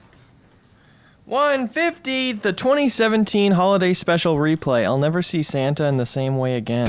What happened with that one, Leo? Oh, Santa came and visited. You remember? We played like a naughty S&M Santa game. What the hell? Whoa. Oh, replay's changed a lot, by the way, Wow, Helgeson. I like It's just this. debauchery Actually, at this that point. sounds basically the same as it's ever been. Yeah. Caleb from Greenwood, South Carolina says, I was watching the Super Replay of Mega Man Legends, Episode 5, for the 3rd time, which is crazy. And he said in it, Tim mentions that Kabuki Warriors was the game that Andy McNamara beat with his butt. Yes. That would be your most viewed video ever if you ever filmed Andy playing games with his butt. I was there. I saw Andy beat it with his butt. That was in the old office. And do you ever I want to can- watch that again? Would you view it again? This was in the day before camera phones, but yeah, Andy and me Skype a little bit, and just, we don't. It's between us. The live version, yeah. Good news is we did a replay of Kabuki Warriors. Andy was on it and played it with his butt, but Caleb didn't find that. So the fact that he thinks it's going to break the internet, I don't think that's the case. It got 13,000 views on YouTube, so that's pretty good. Could be better. Logan from Louisville, Kentucky. Oh, the Logan from Louisville. what? Oh, Louisville. Oh, Logan. Oh, Kentucky. Hey, Ben and crew. I was wanting to pitch you all a game idea that I think would print money for its investors. Whoa. So let's play I'm in. Let's play Game Informer Shark Tank. Okay. Okay. Is there any? I don't know what the delivery is for Shark Tank. Do they do any sort of special? I don't watch that. I don't watch it either. Here's the idea, though. I'm Mark Cuban. Okay, perfect. Man versus Wild Battle Royale. It would still be 1v100, every man for himself, except 50 players wouldn't be men. They'd be animals. 50 players parachute down into a map where 50 other players are waiting for them as What, bears. the animals parachute? I think the animals are waiting down there. And they're bears, wolves, tigers, crocodiles. The people still need to kill animals. Or the people still need to kill people, but also have to worry about the animals, who are also worried about being killed by other animals and people. What do you think? Wait, are the animals killing the animals, or just Yeah, people? it's just chaos. Everything's killing everything down there. It's just 50 people start, not parachuted, as a bunch of freaky animals. Oh man. This is good. I like it. I like it a lot. I think there's something you can work. It's kind of like almost Evolve meets PlayerUnknown Battlegrounds kind of situation. Right. It basically, I think they should take this framework and kind of retrofit that Michel Ancel Wild game, where you can play as all those different animals. Okay. Just Oh, turn wow. that into this. forgot about Oh, that isn't out yet, by the way, Helga said. Oh, really? Yeah. Also, there's this thing called Battle Royale. It's like that old movie. Look, it's complicated. Oh, We'll get- wow. I think it'd be cool if you were all like woofs. And 100 you- wolves? Yeah, you started as like a wolf pack. And so it was the wolves against the humans. That does sound really Yeah. cool when you say it like That'd be that. really good. I never thought about it that way. Or maybe like a... And they could start out on roofs. Oh, what would you call the game? The roof pack. Sure, you got it. Or just Hey, make... Leo, number 87.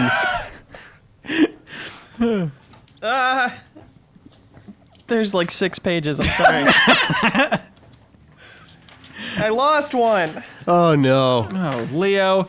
Hey, I have a feeling that number 87 is... Hang on, there's like a million pages of this stuff. How much love and hate went into creating the top 300 games list? Oh yeah. Yeah, that was brutal, Helgeson. That's bad. Was it Dodge more that love or bullet. more hate, you think? There was love. There was were probably hate mostly sessions, but I think in the end, especially because we had the big event at Fulton. That's right. and We stuff, were that's- all there for love. That's right. It was a positive Right. outcome at the end. By the even way, if there were that rough Fulton, sessions. the Fulton event was great. It Yeah. was very, very cool. It was the It coolest kills me you weren't on the event. podcast during that, but I think you came right after it ended or Yeah, something. I didn't know like about that. it. You never told me. Yeah, that's 100% on me. And this is all. You asked me that when I got there, and you're like, "Why weren't you in the podcast?" I'm like, "You never asked me to be on the podcast." But sorry, that's all right. man. But it was a fun event. It was a fun event. Yeah, for sure. And this But so makes you up guys for it. didn't get super bitter like some of the year-end meetings? Because that's one of the things I miss least about the job. By far, maybe the thing I miss the least. Yeah, is you know, the like year-end meeting. the pissiest moments of the year-end meetings. There were a couple patches of that throughout Okay. the 300 meetings. Because I felt like the 300 was maybe the most heated Whoa. we got. Really? Yeah, you don't think so? There was one year where Big Mac was not happy. Oh, if the you're- Kabuki Warriors year? Yeah. No, not the Kabuki When it wasn't Warriors. making No, the no, cut, no, and he was no. slamming it against his ass. This deserves a Yeah, spot. no. There's, Yeah. Look, it's a passionate group. probably Passionate do. group. Passionate. Yeah. There we go. If nothing else, I think I came out of those 300 meetings like feeling excited about the games that were on the list and like Sure. wanting to go back and replay a bunch of them. And very happy that So- Wii Sports made it. Anyways, Rich Lynch from Yonkers, New York says, "Dear Game Informer, remember the weird Rage cameo in Breaking Bad? Do you remember this? Wait. the game, like the Yeah, but they Oh. turned it into a light gun game. So there's a scene where That's Jesse's what it was, like yeah. shooting in Rage using Yeah. a light gun. It makes no sense. That version was never released. Weird. I do remember that, yeah. He says, "What kind of appearance would you like to see Rage 2 make in Better Call Saul?" Oh, a racing game. Yeah, They're playing it racing with like game. a racing controller. Right. Some dope named Kyle from Minneapolis writes in. He says, "I hope I get on the Jeff Cork board." Thank you. I was just writing in to see if the panel had heard of the game called Far Sales. It's far : lone sale. Hold on, is this Kyle Hilliard writing in? Lone. It's called far : He lone messed up the sale. name of the game he's trying to plug? Yep. What a dope. He says it falls in its sort of hard to Jeez, define damn, genre dog. of games like Limbo, Inside, Little Nightmares, but it has this cool hook of upgrading and maintaining this lumbering vehicle as you make your way to your Is destination. this Kyle Hilliard? Anyway, I gave it an 8.25 on the website, GameInformer.com. Love the show, Hanson, but sometimes you stumble over your own words, and it's embarrassing. Cool. Thanks, Kyle. Yeah, it's Far Loan Sales. Yeah. It is Kyle Hilliard. It must be What a- one of our users, like a user blog. Yeah, I think that's right. So what you categorize Kyle's stuff as? Just a user block. Omar Saka from Burlington, North Carolina says, "Hey, crew, I came across Titanfall 2 on the PlayStation Store for $6 and I had to give it a try, and I can't stop playing it. He really loves it. It's crazy. That game was on sale for $6. Good game. Wait, Great what game? Titanfall 2. Oh. Yeah. He says, but what I wonder is if you could think of your favorite games with any form of time travel in them. Not to spoil Titanfall 2, but wink, Yeah. wink. Even if it's just rewind the last 8 seconds, or why not freeze time for a bit? I give those examples because I don't know if there was ever a game that incorporates it into combat like Titanfall 2 does. Blinks the time sweeper. Best time travel game. Yes. Well, how did it work in that game? You swept time. I can't remember actually. Didn't you have like a weird like vacuum, kind of like Luigi's Mansion type vibe? Yeah. Sucked time out of the think it's- universe? Yeah, something like that. I don't remember how that worked either. And also, I'm looking this up. Do you remember a sequel, Blinks 2 Masters of Time and Space? Yeah, it's unforgivable. Yeah, that dude. happened while you were gone. Blinks came back in a big way since you've been gone. He was huge for like that 2016 era. Yeah, a the lot of Blinks people- Remastered collection Oh really nice. took Gosh, off. yeah. It was Twitch mainly that like boosted him up. Twitch gave it plays Game of the Year. Blinks the Remastered collection. I'm still waiting because I will be vindicated on Knack. Best Oh. PS. Oh, have you played Knack 2? No, I haven't. All right. I like Knack. Reiner liked Knack 2 a fair amount. I think he gave it an 8. Yeah. I want to say something about the time travel thing. Yeah. So, Why? Because this ties into a point I was making earlier about Detroit. Yeah. In the sense that, like, so when you're dealing with a choice-based adventure game, I think that the way Life is Strange handles the like multitude of choices is really good and interesting, because in that case, that game gives you like rewinding time power, so you can sort of make a choice, see how it plays out, see if you like it, and then like Yeah. you sort of get a sense on a more micro level on like, okay, this one choice can diverge in a couple ways, and then you sort of choose your path. Yeah. And I think that is a more effective way to sort of show different circumstances and outcomes in a way that still gives the player ownership, rather than just sort of giving them a big chart that shows them opportunities that they may have missed. Right. They had a free. But I did really like Detroit. I don't know if that came through in the discussion well enough, but Oh, you do? I had no idea you liked that No. game. yeah, like I the hell? I kind of thought you ultimately- didn't like it. Yeah. I didn't. Well, because I just assumed. because I focused on You wouldn't like it. on that flowchart thing that I didn't care for. But actually, I think that I agree with Kim. Like it's better than Beyond Two Souls. It has a more like focused narrative arc, and the characters are. Do you like it as much as Heavy Rain? No, but Okay. but I had a good time with it. I would give it the same score Kim did. Reeves, you like time travel or not, man? Yeah, man. I was gonna mention Quantum Break, but I Oh, like yeah. Life is Strange. Like I thought that had some cool like mechanics and puzzles around the time. Yeah, you're right. That was a System as really well. cool way Prince to of go. Persia: Sands of Time. Yeah, that's right. another one. That I was just thought about. that was one of the first ones I remember where you kind of do that little like rewind, undo thing. Yeah. And that's quite a while ago by now. And I love it when you can control those little moments. Like, Chrono Trigger is a classic. Everybody loves it. But it's just kind of jumping from different scene to scene in a way, right? Yeah. Whereas I love, and this is a stretch for time travel, but even Forza, when they added the rewind mechanic, like in terms of like practical time travel in games, it has saved me so much hassle throughout the years. There's oddly enough the same year that Titanfall 2 came out, Dishonored 2 came out and had a eerily similar time mechanic for one level. Oh, yeah. That was weird. I liked it. I liked them both. I liked it. I liked it. Charles in Brighton, England says, "Hey, you guys. Hello. I've recently been delving into the depths of the Spotify library to uncover popular song covers for a wedding playlist. Have you guys got any favorites you could share? I respect your opinion." He says, "I recently came across an incredible tribute band that I think you'd all appreciate. It's called Brass Against the Machine. Brass Against the Machine. They cover Guerrilla Radio of Tony Hawk fame. It's seriously top tier. Leo in the booth, hit it!" Is what Charles wrote. Leo, I don't know. I don't know if by chance you had it queued up for any random reason, but okay, library, or let's go with wedding playlists in general and cover-focused wedding playlists. Matt Helgeson, music expert, I'm putting you on the spot, man. Yeah, I'm really on the spot. What was at your wedding?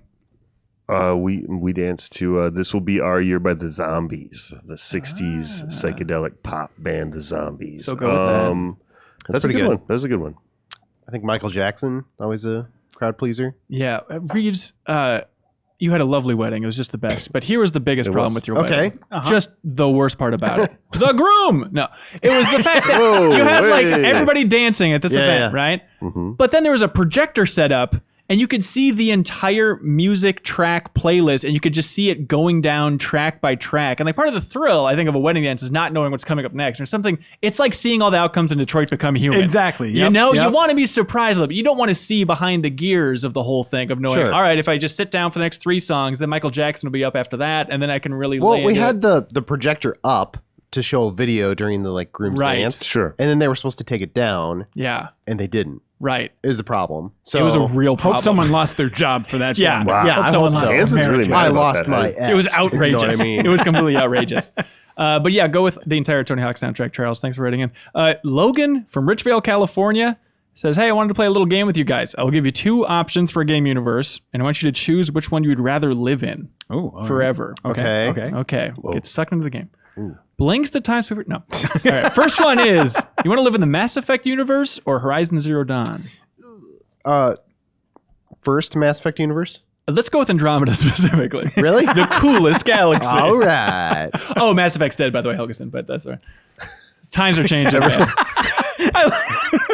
Man, everything's gone out of fashion, man. It's hard because like what part of the timeline? I would probably pick Mass Effect, even though it's like Oh, doomed. Yeah, what? I'm not going to live in some dumb hut in Horizon Zero Dawn and get eaten by a metal T-Rex. Yeah, no thanks. That's terrible. Witcher or Dragon Age? Ooh, both of those are rough. I'd probably do Dragon Age. Probably just because I like Witcher more. But Okay, yeah. I'll go Dragon Age. You know the lore better. You can connect Oh, to the yeah. people in the Yeah. streets. I'm as you walk basically in. a Witcher myself. Yeah. Dark Souls or Bloodborne? Ugh, no. Those both kind of. I Rotten. mean, it doesn't matter. You're gonna die after like 2 minutes anyway. So who cares? true. I would rather be killed by a normal medieval monster than some sort of Cthulhu monster. Yeah. a great point. That's less yeah, scary okay. Yeah. somehow. Mega Man or Mario? Mario probably. Yeah, there aren't like Mega Man's like not. There's no good place to lay down in Mega Man. It's kind of like a dystopia in a very cartoonish way. yeah, You know what like I mean? I feel like the evil in the Mario universe is less deranged. They're well- just like little mushrooms that walk around Yeah. and flowers and stuff. Yeah. Mario's very pastoral. I like it. Are you including like the Paper Mario world where there's all those like crazy like creatures and stuff? Because that would really shatter your brain being in that 2D world. Or the Mario Kart world where you're just Oh. doomed to ride carts and motorcycles again and again. Yeah, for their feet are infinity. glued in. Yeah. They're fused to those yeah. carts. The same track, slightly altered, game after game after game. You have to keep getting like 5 out of 10 scores no matter what. Yeah. Remember on the Mega Man cover story trip? Yeah. We had a weird deep dive conversation, I think, with the game's artist about like, what's the tone of this world? In Mega Man, like, are they just trying to kill each other? And he described it as like, we kind of imagine the Mega Man universe. It's like they're playing around on the playground. Like they shoot and kill each other, but it's all kind of jokes. But they're all kind of adolescent age, and Right. like it's like they're just having fun. It's that kind of cover story deep dive, Helgeson. It's like, I just never thought I'd be questioning about this, but yeah, what the hell is going on? It in is this kind Mega of, it was Man kind of universe? interesting. He was the same guy who was like, oh, if I had to like classify who Mega Man is, he's like 9% like mischievous and Like 10% aloof. 9%. Yeah. It's very specific. I like the idea that you have this sort of smiling, mischievous assassin. Yeah. Yeah. And Oh, he was yeah. like 90% cool and yeah. Well, we all agree it's 90% cool. Oh, yeah. Let's see. Irvin from California wants to know if they made a God of War movie, who would star as Kratos? I think I could do it. Yeah, I was leaning towards Reeves as well. Ben, Yeah. I don't know. I mean, so he's on my mind because I just played Detroit, but I think Clancy Brown would be super awesome as old dad Kratos. Isn't he like 70 at this point? I mean, he's getting old, but Okay, well, it should be mean- immortal. I mean, I still think I could do it. Yeah. But I mean, Hugh Jackman would be a good stand-in. I feel like that accent. you gotta think about Hollywood though, and like what they're really gonna do. Mark I'm Wahlberg. Thinking, well, no, I'm thinking of the guy that was the Horse Lord in Game of Thrones and now is Aquaman. Oh yeah. Imagine them like shaving his head. You know, giving him like the I can see- 100%. He already has the Yeah. tattoos. It's close enough. He should just Yeah, probably I mean, tattoo his because face. they're gonna go hotter. Who are we? It's going to be The Rock.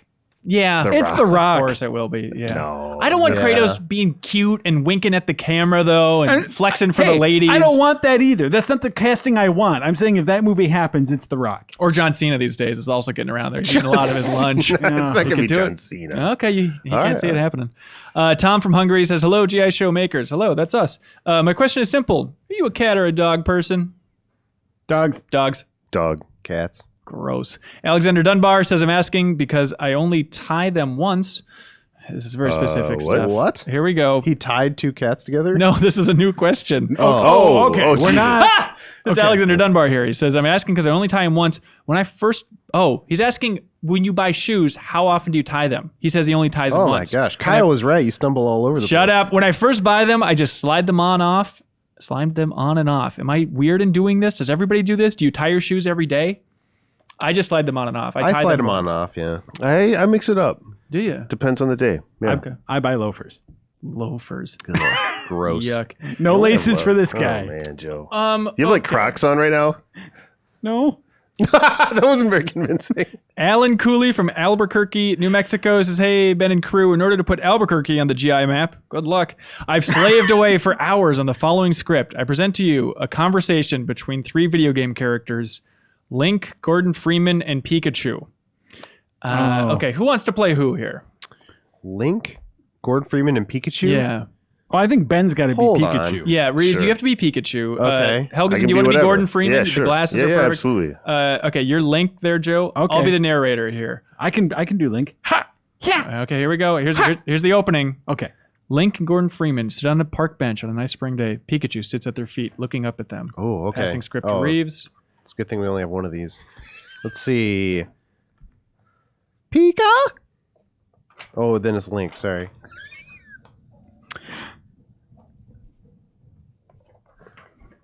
Pika!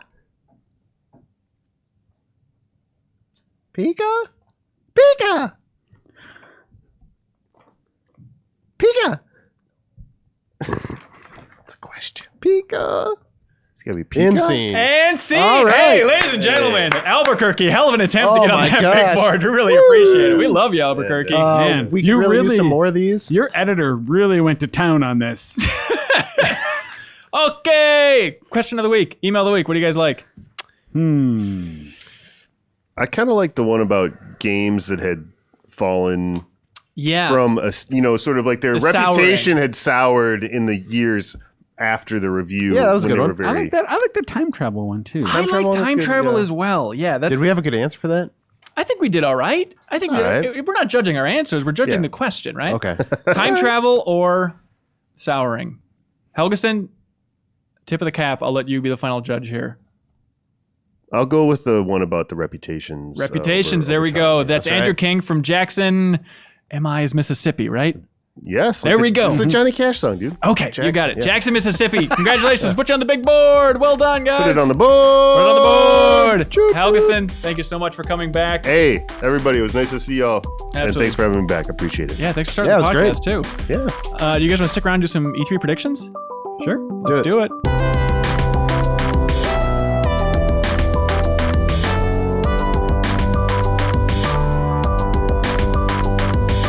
And welcome back to the Game Informer Show. We're here to talk about E3 Day, but we got Serial Vasquez, Hello. Ben Reeves, Hello. and Joe Juba. Hello. Oh, aren't you guys excited for E3 2018? Oh, It's yeah. coming No out. sarcasm. No sarcasm. Are you excited for E3 2018? Ben Reeves. no, not yet. Really? Why not? I don't know. Maybe I will day of. Really? I usually don't get excited beforehand. Oh, I'm very excited. I'm not actually going to the show this year, but I'm still excited. I always love those. Like, this is about the time where I start to set my hopes to maximum for things Yes. that are just absolutely not going to happen. Some new Valkyria Here's Chronicles. the thing, though. I think this year, I feel like there's less. I don't know. I'm trying to hold back my expectations a little bit, just because it feels like going in like it's not going to be quite as big of a year. That's a hell of a way to as set up a previous whole years. segment talking about how What? exciting our predictions are for E3 2018. E3! Hype Train. Real quick correction if you're watching the full version of this podcast. How many times did I ask? Jackson, MI. Is that Mississippi? And everyone's like, yeah. Turns out it's Michigan. Oh, you Jackson, idiot. Michigan was the winner. So Oh. Jackson, Michigan is on the map. I knew all. Also, don't want to say we blew it, but one guy did write out 200 reasons why he loved Game Informer, and he didn't get email of the week. Hey, you were the one who passed it along to Helgeson. to You're right. choose. Look, blame Helgeson. Thank you, Helgeson, No, for joining us on the podcast. I'm gonna blame the host for All right. poor delegation All of right. responsibility. That's fair, but You brought him on as congratulations. a patsy. But That's what you did. congratulations to Jackson, Michigan, my favorite place in the world. Anyways, E3 2018. We're not going to do every press conference here, but the press conference is a good, centralized, focused way to talk about what's going to be at the show. So let's do the big three. Old console havers, they call them. We got the Sony, we got Microsoft, we got Nintendo. What do you guys want to start with? Talking about predictions and what we expect from the show this year. Nintendo. Let's try chronological. Chronological. Oh, okay, that's a good one. Okay. Who's first? That puts Sony. Xbox. Wait. Oh, I was talking about when the company was founded. You're talking about no, We're talking about the So order. weird you would jump to that. The order in which the events happen. which Microsoft is first. Microsoft first. All right, Yeah. Microsoft out of the gate. So, what do you guys expect? I feel like I have, and I am totally willing and happy to be surprised, but I feel like the last 2 years of Microsoft events at E3 has set a pretty low like bar of expectation. You know, like when for the last 2 years I've gone in there being like, all right, let's find out more about like the exclusive games on Xbox. Like why, what's so great about owning this console? What can I play on it? And I feel like the last 2 years have been way more focused on the hardware angle of things. So then it's like, I don't know, like I feel like my prediction is the most likely scenario is Microsoft trots out another Gears of War, trots out another Halo, and they're like, you can play them both on Xbox One X or I feel Windows like that's Store. the best case scenario. Are they both this year? Yeah, that would be a really good case scenario. Yeah, no, I suppose. I don't think so. I don't think we're seeing Halo 6 at this show. Like, they released that statement on Tuesday where they're like, hey, just so you know, 343 is working on a Halo 6. I don't think they would have... Except they didn't even say Halo 6. What did they say? No, it's just like, yeah, we're working on the next Halo project. They wouldn't have said that is. if they were close to like the grand unveiling. So that makes me believe that they're just getting out ahead of E3 to say like, Halo's still in development. Don't look over there right now, though. Maybe. That's the way I feel guess about it. my point is, I mean, I think either of those games would be like our possibilities. But I guess my point is that like, I don't see that as the arena that we're going to see some big new like, oh, finally they're really getting going with their like third party support or exclusives or whatever. Well, I think maybe you're right, but I do think that Microsoft, I went back and looked at their press conference for E3 2017, and they showed a lot more games than you remember. They're running stuff down. Even like indie games are getting the time on the stage. Like, Last Night was up there last year. They showed Darwin Project, stuff like that. And it kind of feels a little bit like early generation Sony and PlayStation 4, where it's just all the indies you can handle. And so, especially without Microsoft pushing the hardware angle this year, in theory, I assume they're not releasing another Xbox, but the One X took up so much time. They opened the show with it last year, right? Yeah. So stripping that all out, if they just use that time for more third-party games, more smaller games that we haven't seen before, that could be cool. Yeah, I guess it could. I think part of why I'm preemptively lukewarm on this, just has to do with like as cool as all like any of those indie games might end up being. And yeah, I didn't mean to imply that they didn't show any games last year either. But like. Part of E3 and what really gets people like excited and pumped up is like sort of the spectacle and the surprise of it. Right. And like that's where I see, it's like a montage of a bunch of cool looking indie games and like a revolving Forza car up on the stage isn't really going to be like, I can't wait for that. If they go and lean hard on third party overall. You know what I mean? And that's where some of those like there's publishers out there that don't have room on their own press conference stage and don't have a press conference. Yep, for that sure. could be huge. So we could see Call of Duty, something like that. Well, I would think so. Like, okay, probably they held Blackout back, like the Battle Royale mode from their event. Would they be saving that for E3? Maybe. But Sony has had deals with Call of Duty in the last 3 years, I believe. And so if that trend's continuing, which I believe it is, Probably will. then that wouldn't be there. Like last year, Microsoft had a big presence for Anthem from EA. Okay. So I don't know if they're more in bed with EA at this point and try and split that difference, maybe show a longer demo of Anthem. I don't know. Yeah, maybe some Ubisoft stuff. So maybe like Assassin's Creed, maybe. Yeah, or they like did, yeah. Splinter Cell. There was that leak that could be a real thing. Like maybe. Right. I I could could see see them snagging on a third party like Mortal Kombat. If maybe that's where they show Totally. it off first. Oh, Yep. yeah, I think like Mortal the Warner Kombat's Brothers due. is a Yep. good bet. Like those big publishers that don't have press conferences, I bet Microsoft is just dishing out cash to get them on there. Yeah, but that's Mortal Kombat's a really good one. We should talk about that Walmart Canada thing, right? Because there was that leak a while back, and on it was Splinter Cell. Splinter That's one of Cell. them. That's the And one yeah, I'm probably most excited I could about see personally, Microsoft but- landed that on their stage. There's Ubisoft also have something Borderlands else. 3 on there though too. Right. So it might be a little fishier than we thought originally. We don't really know. Well, I that. mean, Rage 2 was on there, and that ended up being a real correct. Oh, thing. and I didn't mean. I guess I didn't mean to say Borderlands 3 disqualifies it. It's like maybe there's a presence because like I know. What didn't Randy Pitchford go on and say like, oh no, we're not showing it or something, Right, or it doesn't exist or whatever, which I don't buy for 1 second. I mean, it doesn't even preclude the idea of like, hey, Microsoft shows the first trailer for Borderlands, but it's not at the show. Just, hey, by the way, Borderlands 3, and then that's Could be. that's that game's entire presence. That would Yeah. be weird if they had Rage 2 and Borderlands 3 though, both at the show. Yeah, why not? Well, I mean, I think 2K is an interesting outlet to get some big 2K games Yeah. up there since they don't have that press conference and sure. stuff. The other one was Gears of War 5 was also in that Walmart Canada leak. It seems fast, but maybe I don't know if that's going to be the show closer. 2 years, 2 right? years, yeah. It's a little bit of a quick turnaround, but They've done it before. Like, I mean, maybe it wasn't, Coalition working on that first trilogy, but that seemed to be the cycle for the first 3. Yeah. I guess I'm just used to, and I'm waiting for the Halo. So if they don't do Halo and they jump in with Gears of War, that's where the timing gets weird. I think something weird's going on with Halo. Yeah, they must be reworking it or something because of the reception from 5, I'm guessing. Maybe, or they just want more time in the oven for something bigger. Yeah, I have no idea. But Forza was another one on that list. Forza Horizon 5, as the list put it, which doesn't make sense.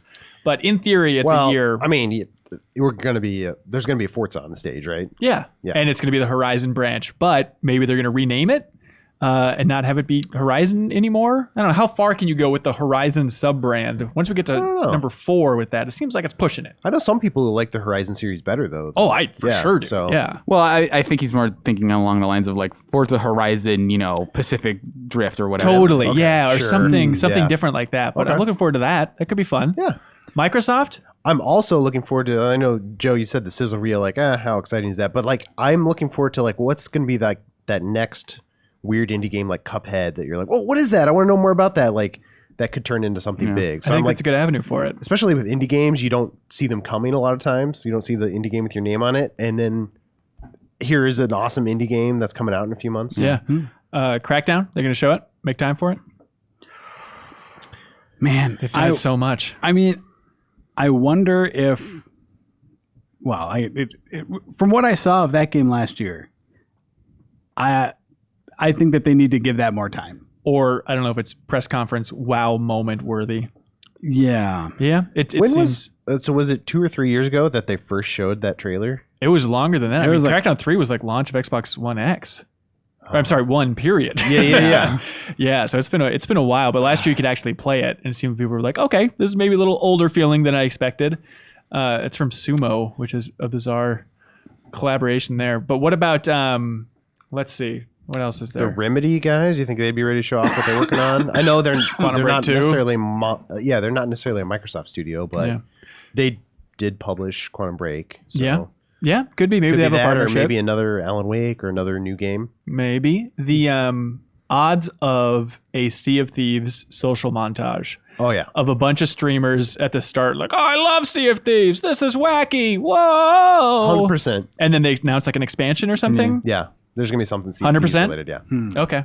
I know you guys are still enjoying hitting the high sales out there, right, crowd? Earlier this year, we invited gamers from around the world. Right, Yeah. right. I can see it. That Get sounds their right. sea legs on. That's Microsoft, everybody. Well, one last thing I wanted to mention is Yeah. I think to what Joe said earlier about there being more hardware related announcements, I would be super excited to see them announce that like some sort of like platform thing, like, hey, all your Xbox, the Xbox backwards compatibility is now on PC or something like that. yeah, you're totally right. Some That seems like set make up. good with like their audience of like we're making our feature set even better than ever and just Totally. like, That seems like a great avenue too. Boy. What if they I announce- don't know. I think there's definitely something with backwards compatibility. I don't know about it's like you can play those games on PC now. What else would it be? They've already ripped off every other Band-Aid and it's great. I don't know. Are just make the full transition so you don't have to buy one anymore. backwards compat games, are they part of Game Pass? I believe so. They already are? Okay. Yeah, I believe so. Yeah, but some sort of industry announcement like that. That's a good choice. Next one is Sony. That's gonna be Monday night, Well, right? they've sort of announced what they're focusing on. Yeah. In a very interesting way. So I actually listened to the PlayStation Blogcast, which had Sean Layden on it, kind of laying out what they have in mind for E3. And I'm a little worried about it after listening to that discussion with him, because a lot like they did for PSX, he was framing it like, don't think of this as a traditional press conference. We're doing something a little bit different this year. It's like, what? Different, boo! But what are you saying on that is like, we're taking a deep dive on 4 games. So it's going to be Death Stranding, Ghost of Tsushima, Spider-Man, and Last of Us 2. He's like, and there'll be room for like third-party announcements as well, but we're talking about like details and the scope and the breadth of those games. And he's made it seem like it's going to be a little bit PSX-y, where like the developers come on stage and just a little more casual chit-chat. I'm all for that. part of Really? it, as long as like the games are like. One thing that bothers me about E3 press conferences the last couple of years is that it's like basically just a bunch of trailers. Yeah. And I kind of want a little bit deeper dive. Like I'd love to hear from the developers a little bit more. I know it can be risky, but with Spider-Man in particular, me personally, I don't feel like I need to know much more about that game. Yeah. Like I don't want to deep dive on that. And then Death Stranding, I want like 4 hours on that. Yeah, I want to know what that But is. it's going to be like 4 hours of them sort of dancing. Oh, it's going to be real weird. No, it's going to be. Nope, they've done that. I think this is the time. This is Yeah. the show You think where you they're show gonna show gameplay. this Yeah, is we what see the it- Third we see person it, shooting and whatever Yeah. double Whatever- jumps they've got. a the HUD double and jumps. everything. Yeah. I think we're seeing HUD. We're seeing HUD, folks. HUD or bust. It's HUD time. I will say though, I think honestly, as much as I want to see Death Stranding, I think Ghost of Tsushima is the one that I would most likely stick around if I wasn't like employed. I that would be the thing that I would tune in for. Really? Because Yeah. we know the least about that game with as little as we know of Death Stranding. Yeah. I think you're totally right. I think that's going to be a huge impact. I think they opened the show with Spider-Man. I think they closed with Last of Us Part 2. Yeah. And then, I think Ghost of Tsushima, seeing gameplay from that, dare I say it, a HUD, I think that's going to be a fascinating deep dive. Hold on now. All right. Well, it's a bold prediction there. I don't know. I still think, like, even with those 4, I still think that even if they don't have the traditional, like, press conference sort of cycle of, like, trotting different people up on stage and saying things, I still think that you're getting, I still think we're going to get some sort of, like, there have to be announcements there. Do you think they'll do that during the pre-roll? Because they had a few announcements before their It was conference. like Guacamelee 2 or stuff it like was that. like Undertale on PS4, stuff like that. Maybe. I think it's more of a thing of like, it's like, okay, we're focusing on these 4 games, but before we do that, here's Sean Layden, and he's going to come up and be like, hey, everyone, before we get to the meat of our presentation, we have some exciting things in the works here at PlayStation. And But first, I want to reveal that you can change your usernames. Yeah, he hinted deep- heavily it was deep- coming. yeah. now. yeah. Oh, really? Yeah. Or So, okay. like a thing like that, I still think even if they don't have, even if there's nothing to show for it, like, it was after Horizon came out last year at E3, they announced Frozen Wilds. Right. I think even though that Sony Santa Monica is like not confirming anything, I think this is the avenue to be like, also, we're going to have some, God of War DLC. I say no to that, but that's a good take. Or they just use it as the intermission between like, hey, we're gonna tear down the stage or whatever and have our next group. While you're waiting, here's a trailer for a new thing. Well, I think they can carve out time. Even though they say it's deep dives into all this other stuff, I could see it as like the Crash Bandicoot style announcement, or even with the different, like the medieval announcement where it's just like logo, blah, of just getting out of the way, talking about like Blue Point Games rumored that they're remaking like Demon Souls. I think that'd be a good avenue for that. Like, hey, Demon Souls is back, everybody. All right, moving on to Spider-Man, or whatever It'd be good. It's weird, like Joe said. It's like all eyes are on you. It's like the biggest day of the year where everybody's looking at you in the industry, and like it'd be weird to not capitalize on that in some way with an announcement of some kind. Yeah, well, Other than the fact that like Death Stranding has a HUD. keep in mind, and that is huge. Yeah, it's don't a get me big started deal, on the but- HUD. Yeah, I'm very excited for it. But keep in mind that third party can still make announcements, right? Like last year they had Monster Hunter on the stage, and they made time for like Marvel vs. Capcom. So they're in bed with Capcom, maybe still, right? And so like does not Revelations, but Resident Evil 2, like the remake, does I that would show love up to there see as like that, PSVR supported, something like that? Yeah, that's a good point. I mean, Devil May Cry 5 for rumored. that matter, we know about Mega Man 11, right? So I would think they would show off more of that game Yeah, somewhere. and they but could do it there. Capcom doesn't have a press conference, right? And they'll never get And they one. never will. They don't deserve it. Dirty Capcom. I'm a little concerned about your comments early on though, because like if it's like the PSX conference, it's gonna be might be a little rough at points. Just like getting them to, oh yeah, we worked for a lot of hours on the sound of The Last of Us, and it was very difficult to. But mic if all they're these showing people. gameplay for those 4, maybe people won't care. Maybe people are ready for a different style thing where instead of just the quick superficial trailer, they can dive in and watch 10 minutes of Tsushima gameplay, yeah. Something like what they did last year at EA for Battlefront 2, except more interesting. Remember that when they kept teasing that up and then they showed just like what felt like a 3-hour multiplayer round? It's like, holy God, you guys. So, I feel like I feel like that kind of thing is fine. Like the hey, 4 games. This is just what we're digging in on. I think that's great if you're Ubisoft, if you're EA, if you are like just a third party software manufacturer. I think as a hardware manufacturer, you need to do more than just show some first party games. Yeah. To like to sort of set a trajectory for the year that the PlayStation 4 is going to have. Ooh. Final Fantasy 7 remake? So Would that be there?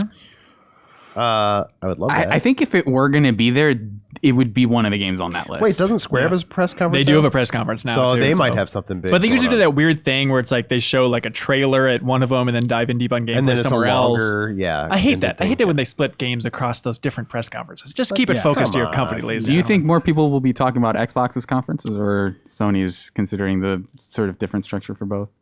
just like buzz around the games? Yeah. I'd say Sony, right?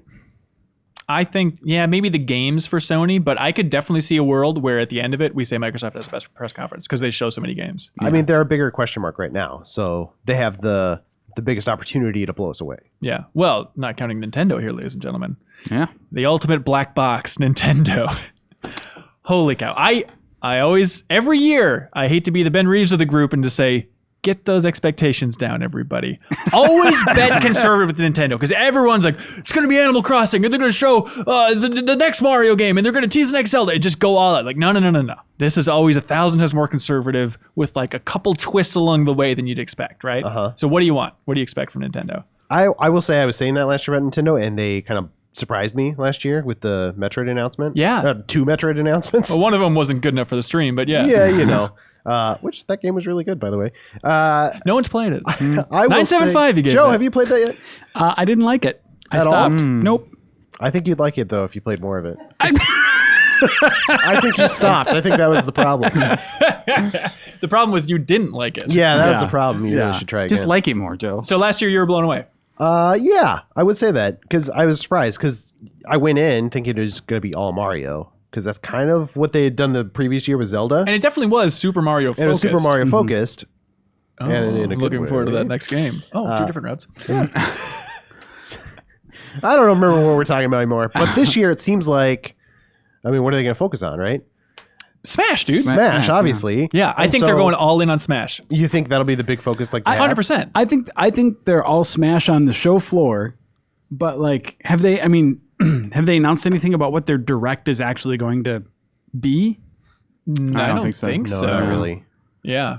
So they could like They have could that blow Smash out. Invitational. They're- That's like- as much as we know. Talking about Nintendo at E3 is always super weird because like it's segmented in different ways, right? Like it's easy to talk about the Sony press conference and that's Yeah. sort of what they have versus Nintendo. You've got like, okay, there's the direct that's a lot of things, and then the show floor is usually very focused on a thing. Yeah. But then they also have the treehouse that has way more like way more stuff than you would expect from this thing that isn't really put front and center. at And all. there's always that one The little stream. detail of like, oh, this is actually, you guys should have put this in the conference. Like, Yeah, what do you there's do? a ton of info in Yeah. those Nintendo streams. They're really amazing if you've never watched them before. But Yeah. I still think there's enough with Smash. They're going to have a dev diary with Sakurai walking through new character moves. My It's working gonna be, conditions are good this time. my hand feels great. It's don't Is he pay attention to Italian? that. What It's is not that? important. No, but I really think like there's so many opportunities for those Nintendo level deep dives. Like recently they did the Nintendo Direct with like Mario Tennis, where Mario Tennis looks great, but then they go super specific on the mechanics in a way where it's like, yeah. this is a weird place to get this deep. I think they're going to do that with the new Smash in Okay. the Direct. How many characters do you think they show off? Oh, 6. I can't wait to see those trailers. So like new characters. No, just like, what is their base roster that they introduced the game with? Oh God, that's a great question. I could see it being north of 10. I'll go 12 character base roster. I was going to guess 12 as well. Okay, that seems pretty good. Reeves, what's that base roster? Base roster 16. Joe, base roster? I don't care. Okay. Also, I think you're going to be wrong, Joe. so Actually, I'm the only one who I know is right. we're all assuming this is like pretty much a new game then at this point, right? I think think- it's a new game. I think it's going to be that fusion, but who cares? I said it was going to be a new game. Kyle said I was crazy. I think Kyle's crazy. I'm going to go out. So that's know my if that's prediction is that Kyle's crazy. Who's the true. biggest surprise contestant then?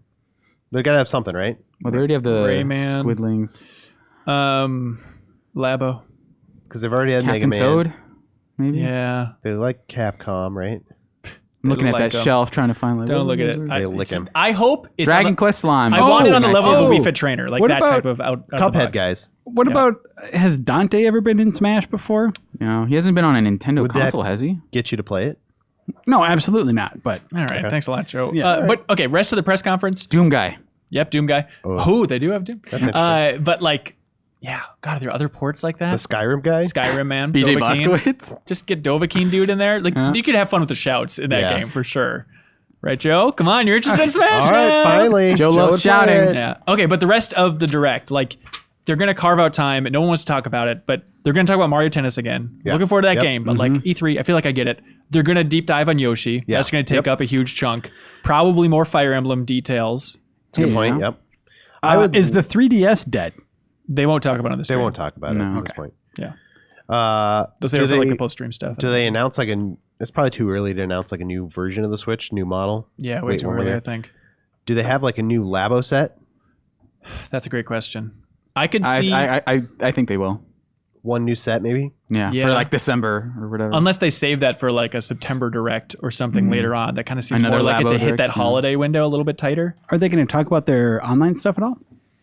Oh, Probably I think they could. that's not a bad idea. honestly, when they're doing that deep tech dive on Smash, theoretically, I could see them also using that opportunity to be like, and here's the new online systems. Yeah. Does Smash debut with the new online? So it's September. That seems pretty early, but it'd be smart Yeah, to make yeah, that a it'd be 1-2 good. punch. Yeah, it's the best bet. Do you guys think we're going to see Mario Odyssey DLC? No, I I hadn't don't. thought of that. I don't think so. It seems like that structure of game is Yeah. perfect for just I think that slapping would Delfino totally work. Island in there or Yeah, something. just a new world or two. Yeah, Yeah, maybe. yeah, I could that's a see good it. idea. Yeah, maybe. Also, what do you think about Pokemon? I like Pokemon. Yeah, we'll probably see something Pokemon, right? Yeah, so last year it was president of the Pokemon company confused, looking at the camera from his office. Stay out of my office. It's just like that weird little thing saying they're making the game. Yeah. But there's so many rumors going around about Let's Go Eevee, Let's Go Pikachu, Return to Kanto for this game. There's no way it's hitting this year, but I could see him revealing the title in kind of a Metroid Prime 4 way. Well, they like to do they were on track for kind of every other, like they were doing a remake, then a new game remake. So aren't we due for a remake of some Well, kind? I mean, they did Ultra Sun, but I guess that's like more like Black and White too, right? That's But not- Reeves, when we went to Game Freak, we talked to them about the timing for a new generation, and they said, it'll take like 2 to 3 years for every generation, and especially with this generation, I'm leaning more on the 3 years angle. So I'd put Okay. that as fall 2019, Okay. and also I could see, Metroid Prime 2019 as well. And so, how much do they need to show from that? Just maybe set up the setting a little bit just of like, like hey, here's here's Samus, she's back, and here's the plot line, and maybe some gameplay. basically what they did for like the tease of like Yoshi last year or something. Where it's Yeah. like, Here's a 1 minute little bit. trailer showing some quick gameplay yeah. or whatever. Yeah. Man, I feel like I feel like Pokemon is sort of on a similar tier to Smash in terms of like interest or caliber, It right? could be the tentpole. So, I think that you don't put those two on the same stage. You don't put those two at the same event. You think it gets its own direct? Yeah, at some I, point? can see that. I think they hold off. I think you put Smash front and center, and then just don't say anything about Pokemon until they're ready to do a dive on that, like we suspect they're doing. And on we're just Smash. being led to believe it because there's so many rumors popping up now, but like them registering the trademark and stuff. But Yeah. that's not coming to later. Yeah, you're That's definitely that's right. my prediction. I have a weird prediction. Ooh, They debut the Game Boy Classic Edition on okay. the Treehouse stream. That's good. That's Yeah. oddball. Now you're thinking like Nintendo. Yeah. Here's 'Cause my. I think that's where they would show it off if they had it. Yeah, you're Mm-hmm. right. Here's my oddball prediction. Iron Galaxy working on Fortnite for the Switch. They show Fortnite running on Switch during their Nintendo okay. Direct. Because they said, Adam Boy's in an interview on this podcast said they're doing some secret work on Fortnite. And then later they came out trying to clarify, like, oh no, we just helped out with some other stuff in the past with Fortnite. But it's like, no, he said secret stuff. And they're the Switch experts at this point. Like, I could see it. All right. Yeah. Anything else, Serial? Is that going to be Nintendo? No new surprises whatsoever? I think we see more Joy-Con colors Okay. and a Pro controller with a headphone jack in it. Yeah. Damn it. Brace for the conservative, everybody. Yeah. Maybe Animal Crossing working title for the Switch, like title screen, maybe. Bayonetta 3.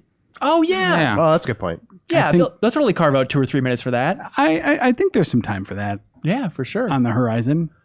E3 guys, this is going to be Oh fun. my gosh. Game Informer this year, we're doing live streams. You can watch editors react to the stuff and talk about the conferences, pregame, post-show, all that stuff, GameInformer.com. And then we'll have several episodes of the podcast, in theory, live streamed from Los Angeles. Hope to get some developers on there, rotating panel of editors, some other fun videos here and there. Hopefully, Leo will come up with some funny stuff back home. It should be a good time. But GameInformer.com, check it out during E3, everybody. Hey, that's it for this episode of the Game Informer Show. You guys excited? I'm excited! I'm excited this is over. How dare you? Gotcha. That's it. Thanks so much for watching or listening. We have a bonus episode coming up tomorrow, which features the developers from Days Gone answering questions from the community. So look forward to that if you're looking forward to that game. But other than that, we'll see you next time, everybody. Bye. Bye.